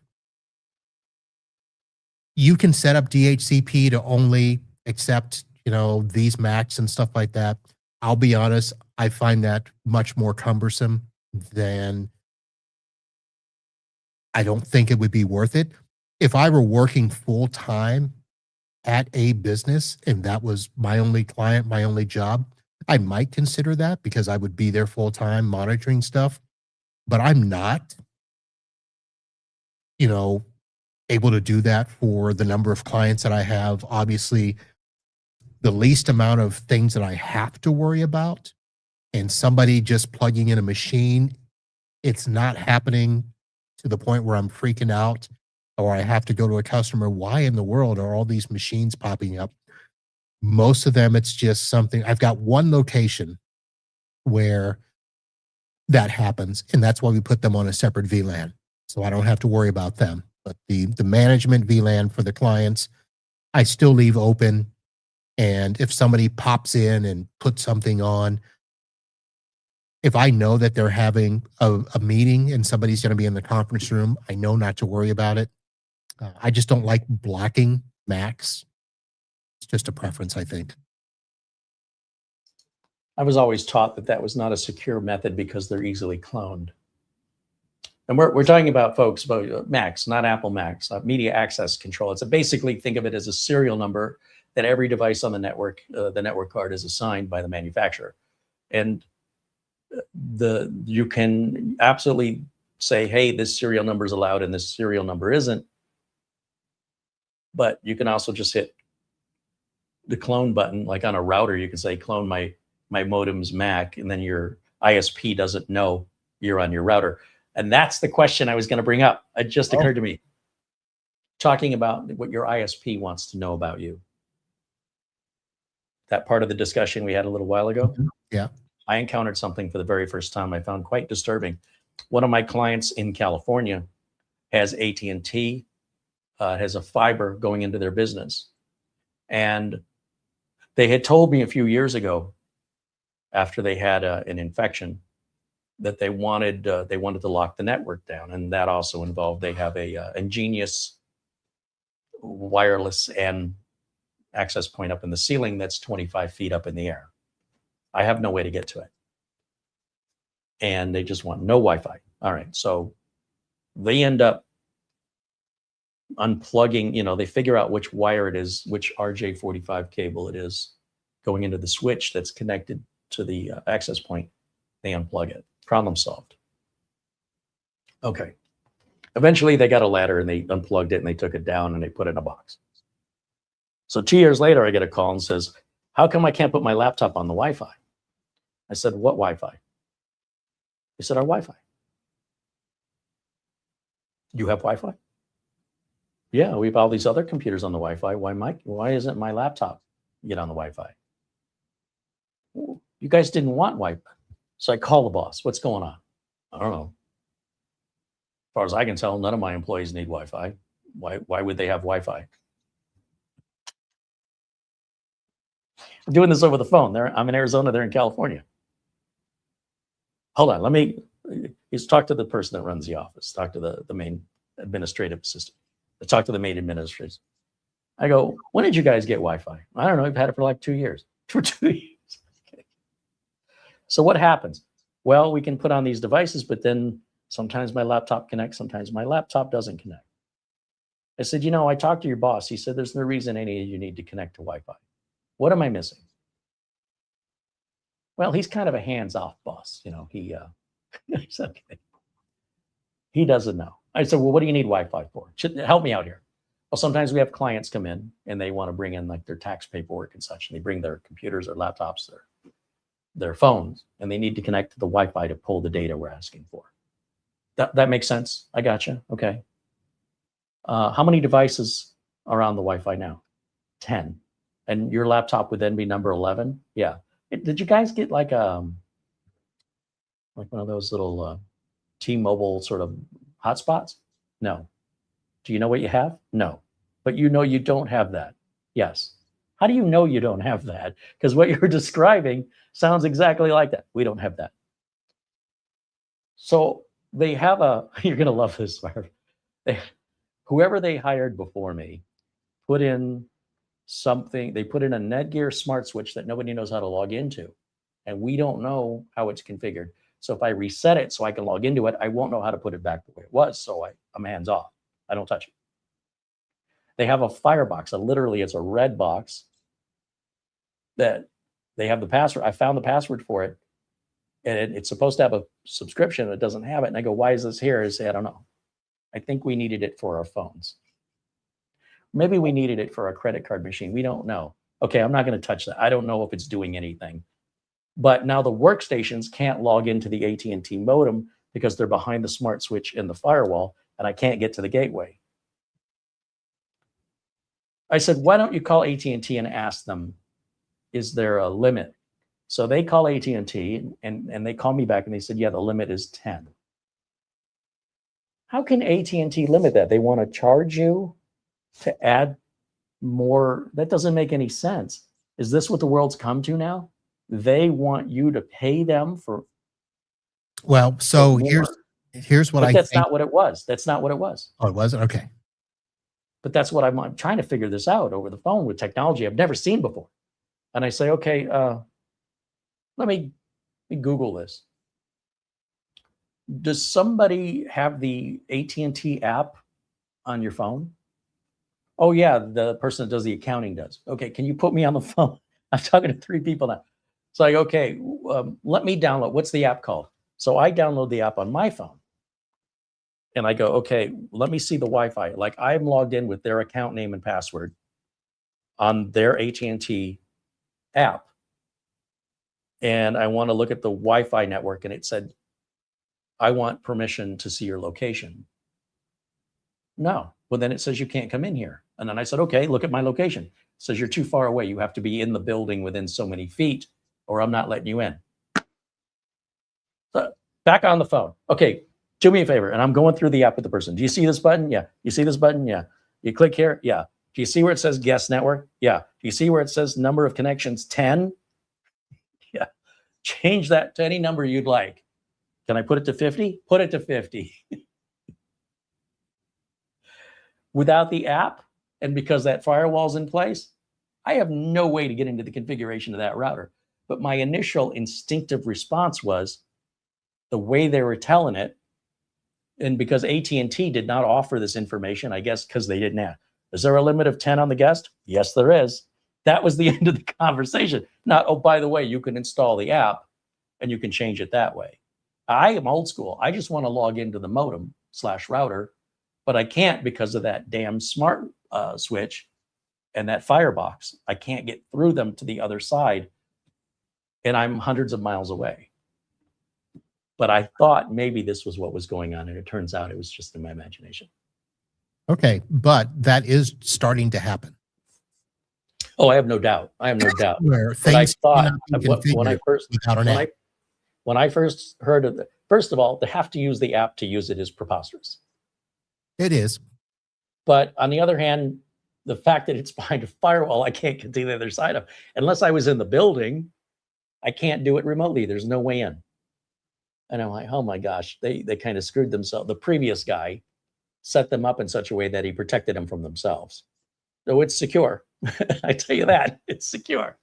But the idea that AT&T support didn't offer additional information, if you'd like to increase that number, here's how you do it. They didn't offer it. So they got off the phone thinking that's the limit.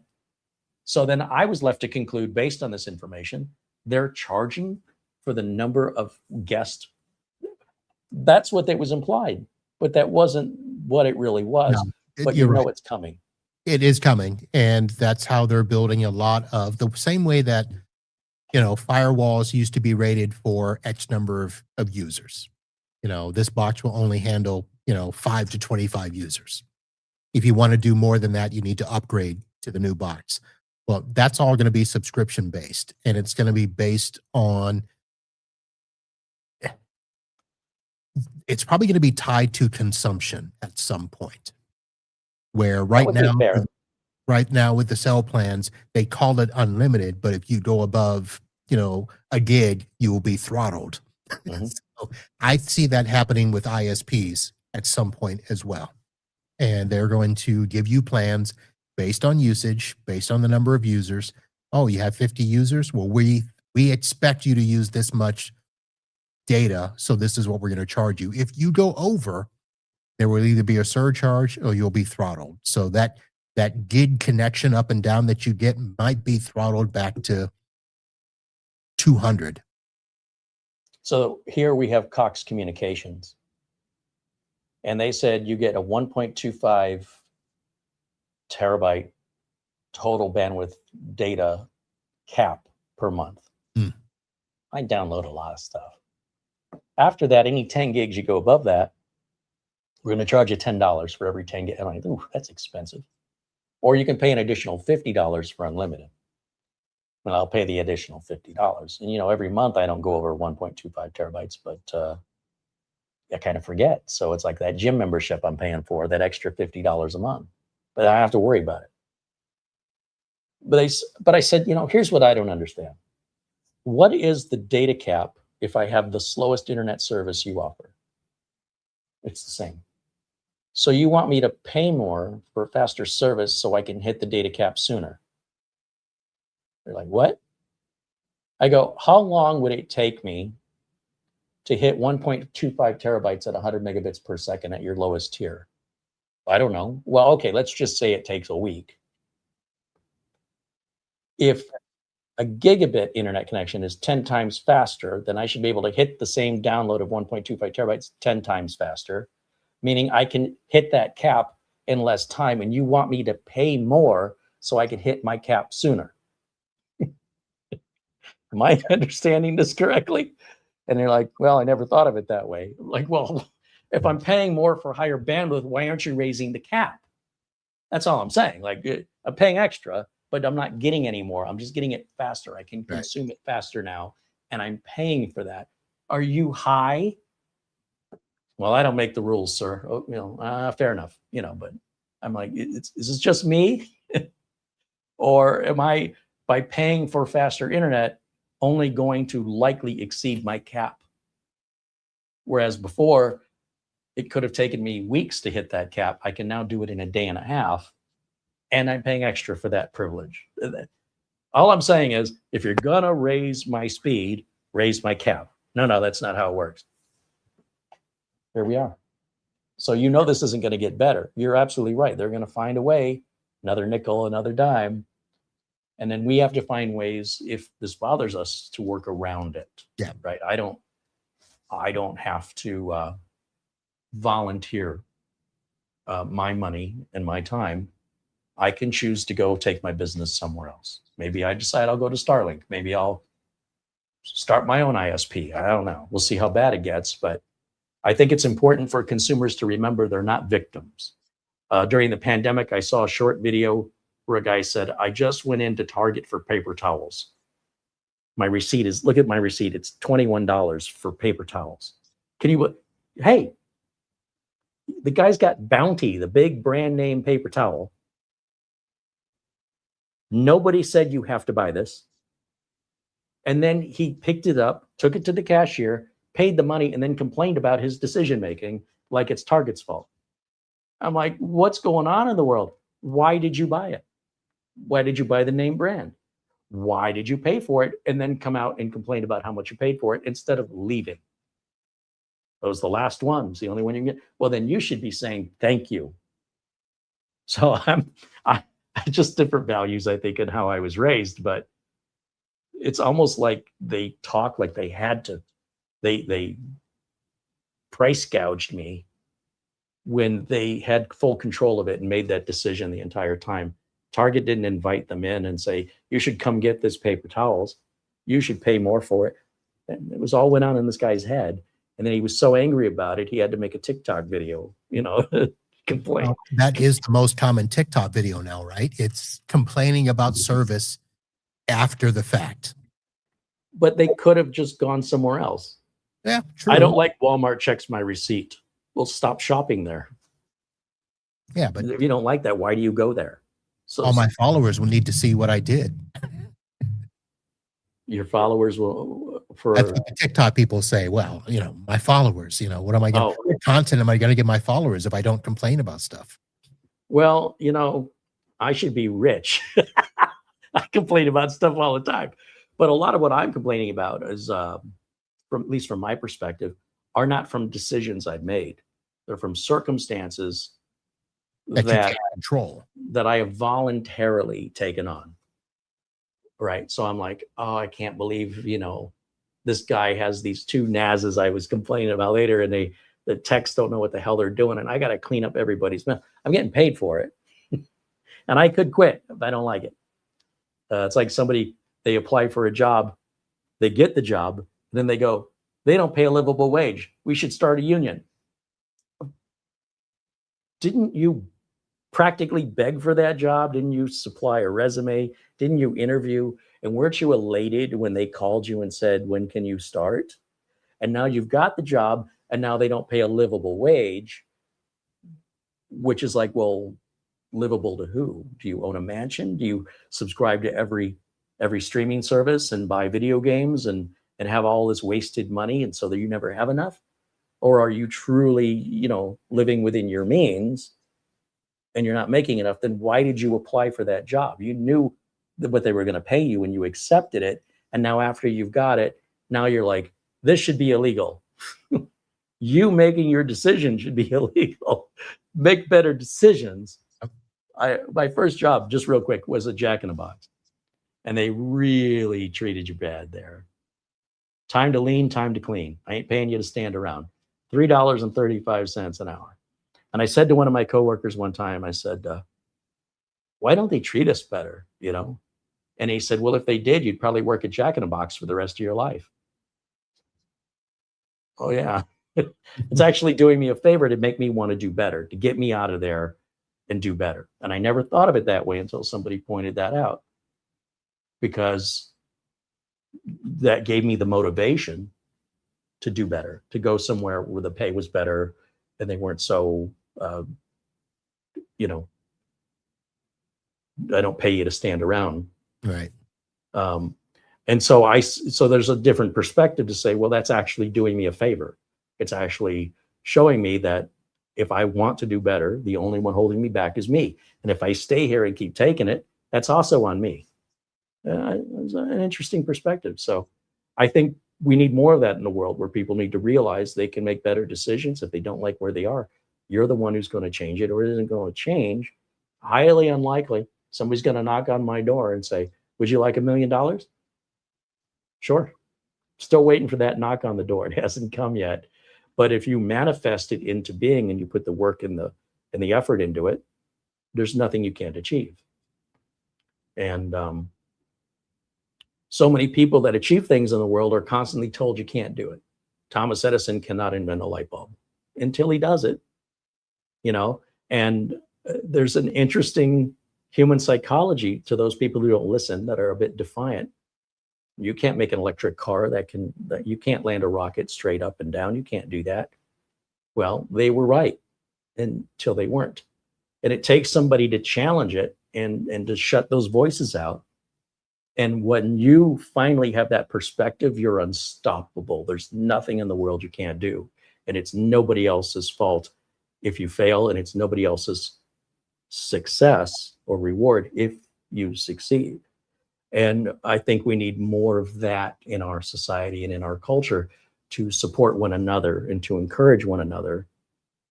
And in the meantime, you can't count on it, so you just have to do it yourself.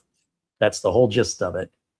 And then if you're going to pay $17 for a roll of paper towels or a package of them, you understand you were okay with that deal. You may be sort of like, I can't believe how expensive this is, but at the same time, you still bought it. Yep. So anyway, do we have any other questions in there? Did I miss anything? Oh, I didn't go back. Let's see.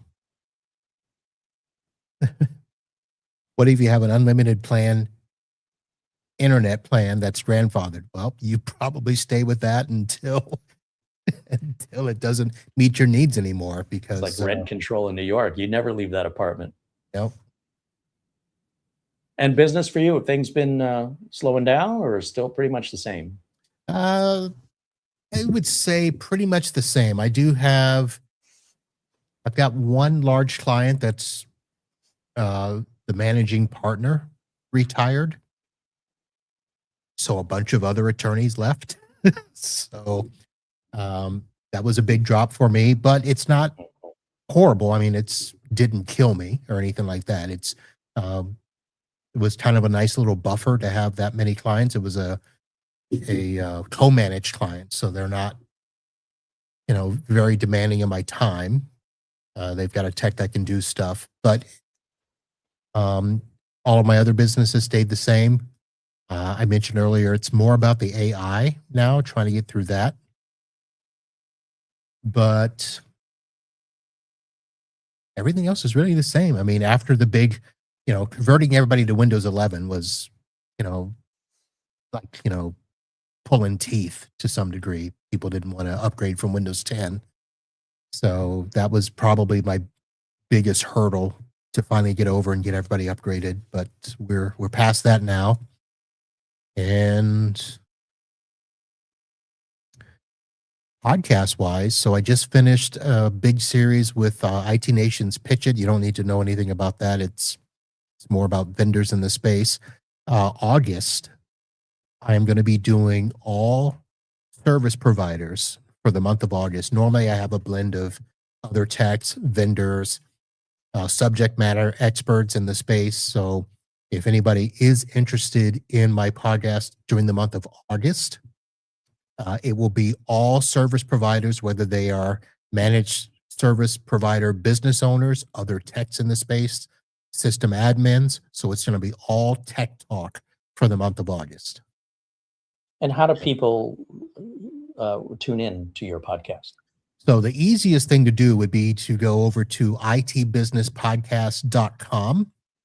And on that page will be all of the podcast links, whether it's Apple, Spotify, iHeart. If you follow podcasts, just pick the one that matches your podcatcher. You can also go to YouTube, and I've got a small YouTube channel there, IT Business Podcast. And that's usually the Wednesday live show. I do one live show a week. And also you can follow me on Facebook or the LinkedIn, and I do postings there whenever new episodes come out. And if there's somebody that wants to hire you, is there a website they would go to set that up? So you can either reach out to me through the podcast or go to my business site, which is mbsystems.net. M as in Mary, B as in boy, systems with an S.net. And even though I'm stationed here in Fort Lauderdale, Florida, I do work with customers and other service providers throughout the country. Wonderful. Well, and we'll have all the links to things that we talked, your podcast and your website and the other items we mentioned in the show notes if they're not there already. And I can't thank you enough for, sort of informing us on the EnGenius equipment. You're able to gauge it in a way that I can't. If we had a scenario where we could demonstrate it, that we're solving a problem that we couldn't solve with traditional consumer grade equipment, I would have loved to have demonstrated that. But without sort of that goal, I just was looking for an overview in general. But if we ever have an excuse to say, well, here's an example where a home, consumer-based thing isn't going to cut the mustard, and here's why, and we can demonstrate that problem and how EnGenius or whatever the piece of equipment is, how it solves that. I would love to do a video like that at some point, just to plant a seed. Well, have you used the Ubiquiti equipment? I have a customer that hired somebody that put in Ubiquiti cameras, Ubiquiti Dream Machine, and Ubiquiti switch. And I tried to log into it and it wouldn't let me. I asked the person to give me administrator access and he did, but there's certain things I'm not allowed to do because only the owner can do it. And I said, well, give me the owner. And he said, well, there can't be two owners. It can only be one. And so I told the owner of the company, I go, look, I don't know this equipment. It's foreign to me. And what I played with it, it angered me. I wanted to reserve an IP address. And most routers that I work on, it happens instantly. On the Ubiquiti, it took like 20 minutes before it actually kicked in and was effective. And I don't know why. And I'm like, what's the delay here? What is going on? And I want ownership. Well, for him to give up ownership, he's got to log into Ubiquiti and he's got to relinquish it to me. He knows more about it than I do. I don't have any other customers that have it. So I said to the customer, why don't you just keep him on board for managing the Ubiquiti and I'll do everything else. I said, otherwise, I'm happy to give it a shot. I mean, I'm happy to log in as an administrator and, he wants me on my phone and two-factor authentication. And I just want to be on my screen, and I'm like, I wouldn't have this problem with TP-Link or Netgear.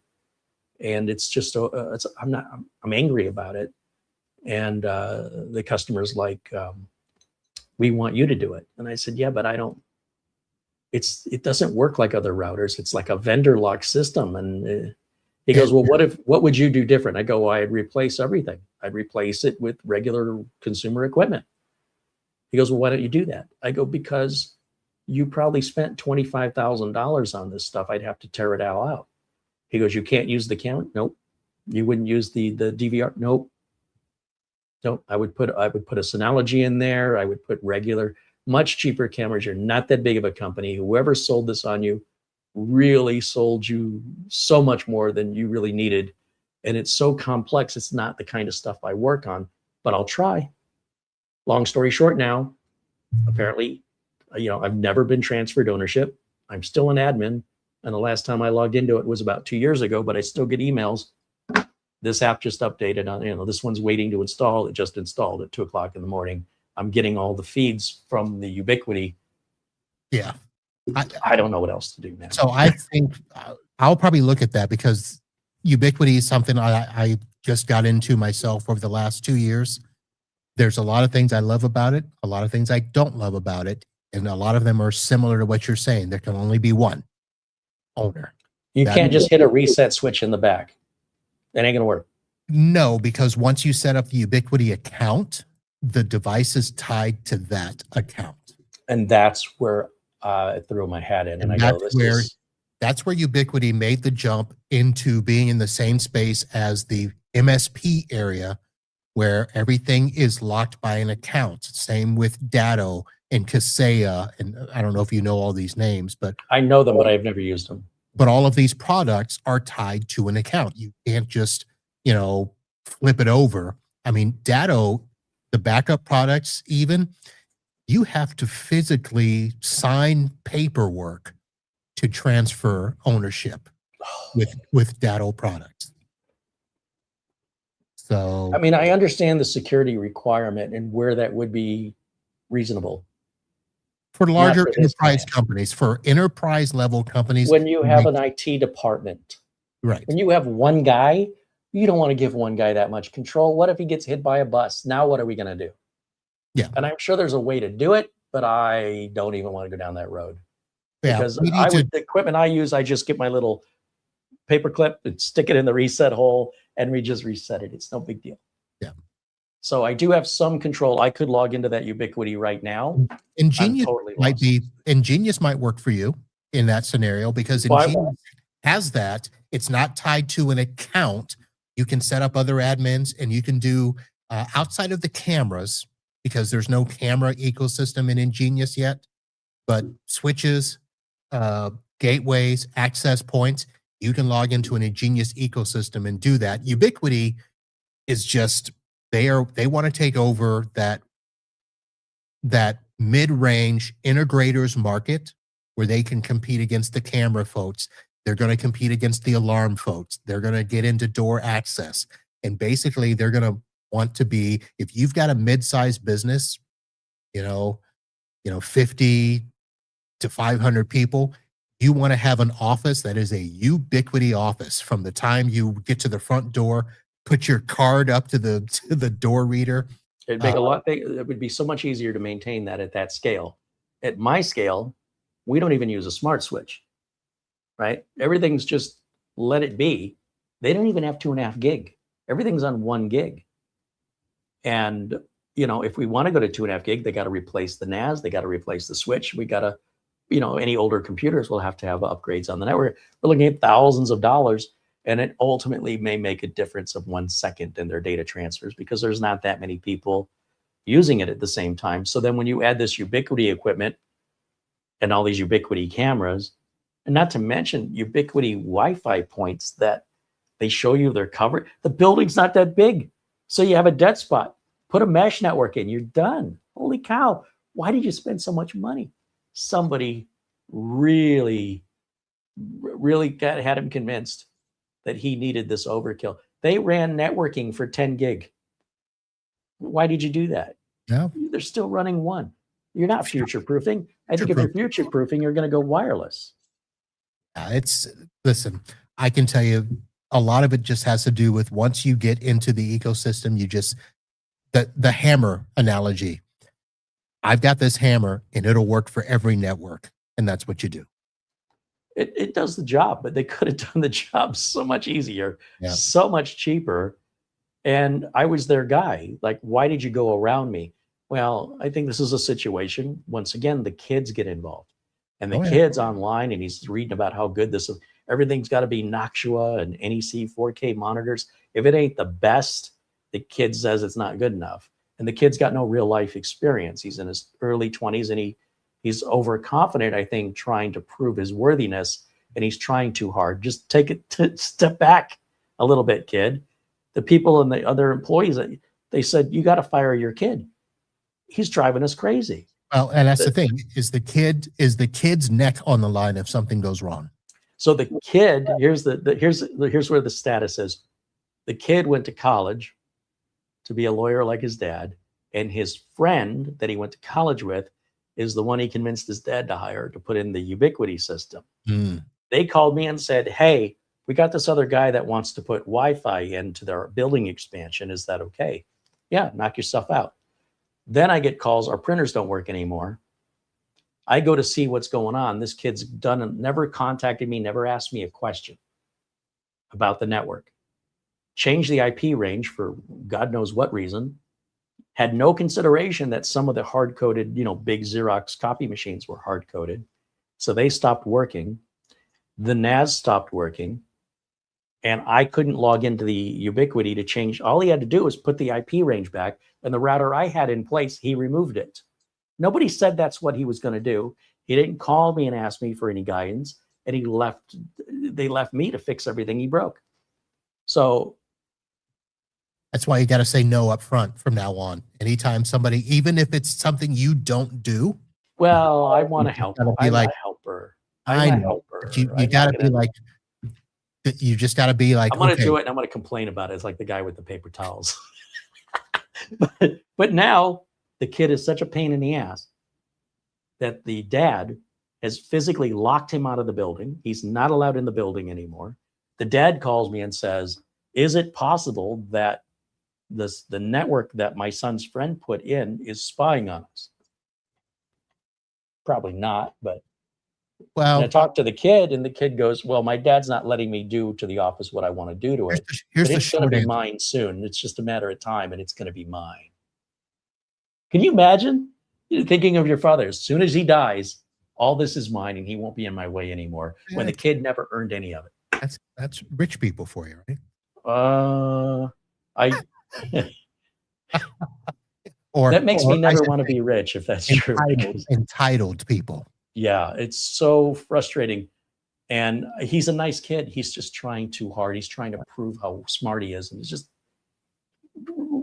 be likable. Be likable. Don't be growing him now. That's exactly how we're growing him now. Be likable. Don't worry about how smart you are. Because if you want to prove how smart you are, you're not likable. I think likable has to come first. As long as you're a nice person, I don't care if you're smart or you're dumb. It doesn't matter. Just be nice. And this kid is not, he doesn't realize. He's trying so hard to prove I'm an adult and I can make decisions, and he's got everything's the best. And I'm going to let my friend put in this overkill system. And then, oh, by the way, Carey, can you maintain this for us? And we're not letting our kid in the building anymore. And I'm like, well, that's never the way I would have done it. Well, how would you have done it? Well, I'd replace all your cameras, and I'd replace the switch, and I'd use the Synology for the video recording, and I'd still be able to access it remotely and see the camera. Yes, you'd do all that, but it would have cost you about 75% less than what you spent, and I would have been able to maintain it. I don't know what to do with this. So now they keep the other guy on payroll, I guess, and I do everything else. Yeah. I like the people. I mean, it's not. I answered this one question somebody threw in. Oh, that's right before we head out. Have you used GrandStream equipment? The short answer is no, although I have used GrandStream just for ATA devices, for fax machines when they got away from copper and we needed to do, turn a VoIP line into a fax line. That is the only time I've used GrandStream. But I've not ever looked at their other equipment. I know that they've gotten into networking equipments, unified communications. But to be honest, I'm one of those people where I get my stack and I'm comfortable with it. So I'm not really looking a lot to evaluate other stuff unless there's reason to think that that product might be better than what I'm using, or it's a vendor in the space that wants me to look at it for the podcast. There's a couple of companies that send me stuff from time to time. That's how I got into the Net Ally gear. They sent me the networking equipment to evaluate it. So I now use Net Ally stuff for that. To be honest, GrandStream, I only saw it as a phone company. So I never considered it for networking, although I see that they've got networking products now. So that's the answer. If you've got a reason for me to look at it, and you're still listening, is that Terry? Terrell? Terrell, okay. Yeah, either send me a message, email me, find me on the socials and send me a link and I'll check it out. And a perfect point to say goodbye. A long show, but long overdue. Thank you so much. We need to have you back more often, Marv. Thanks for having me. Just let me know. I love having these discussions. I hope the audience gets a better idea from enthusiast to professional. It's not like I'm better than you or anything. Like, it's just a very different type of work. And if it inspires you and you say, well, I could do that, do it. That's what we're here to help with as well. So not only can we help both Marv and myself with any computer problems you might be having, when it comes to like the business side of things, you know, that's really Marv's specialty with how do I market it and what sort of tools should I be using? And, you know, between the two of us, you have great resources that were neither available to us when we were starting, which I'll speak on your behalf, but probably why you do this, to provide information available to others that wasn't available to you. Yeah. And that's why I do it. And we always invite interaction with you guys, and don't be shy, and be sure if you're interested on the business side, if you want to dip a toe into that, check out the IT Business Podcast, because there's not a lot like that. I mean, there's more today than there was 20 years ago, but coming from a real true life person that runs a business and shares, you know, actual experience and not theory, you know, you're getting genuine information, and that can really help guide you. Whereas in the old days, you'd just be told to go get a certification and somehow magically that fixes problems. This is far more practical, and you can't beat the price. So thank you again, Marv. And it's always a pleasure having you here. Thank you to all of our members and everybody joining us in the chat room for hanging out with us today. Thanks to Mara in the background there, that she's already edited all the video notes to include all your links while we've been talking. Yeah. And a shout out to our friend Buster out in Scotland, who sends an Amazon gift card prior to the show to show his support, and to all of our members for showing their support. Without you guys, these shows would not exist. And that's going to wrap it up. You can hear Marv. When's your next show? Let's see. I've got an audio show coming out tomorrow, but the next live show will be Wednesday, 8 p.m. Eastern. That's the normal time? That's the normal time for the live show. There you go. So set that on your calendars or schedule it, and enjoy. Thank you so much, and we will look forward to seeing you all again very, very soon. Until next time. Bye.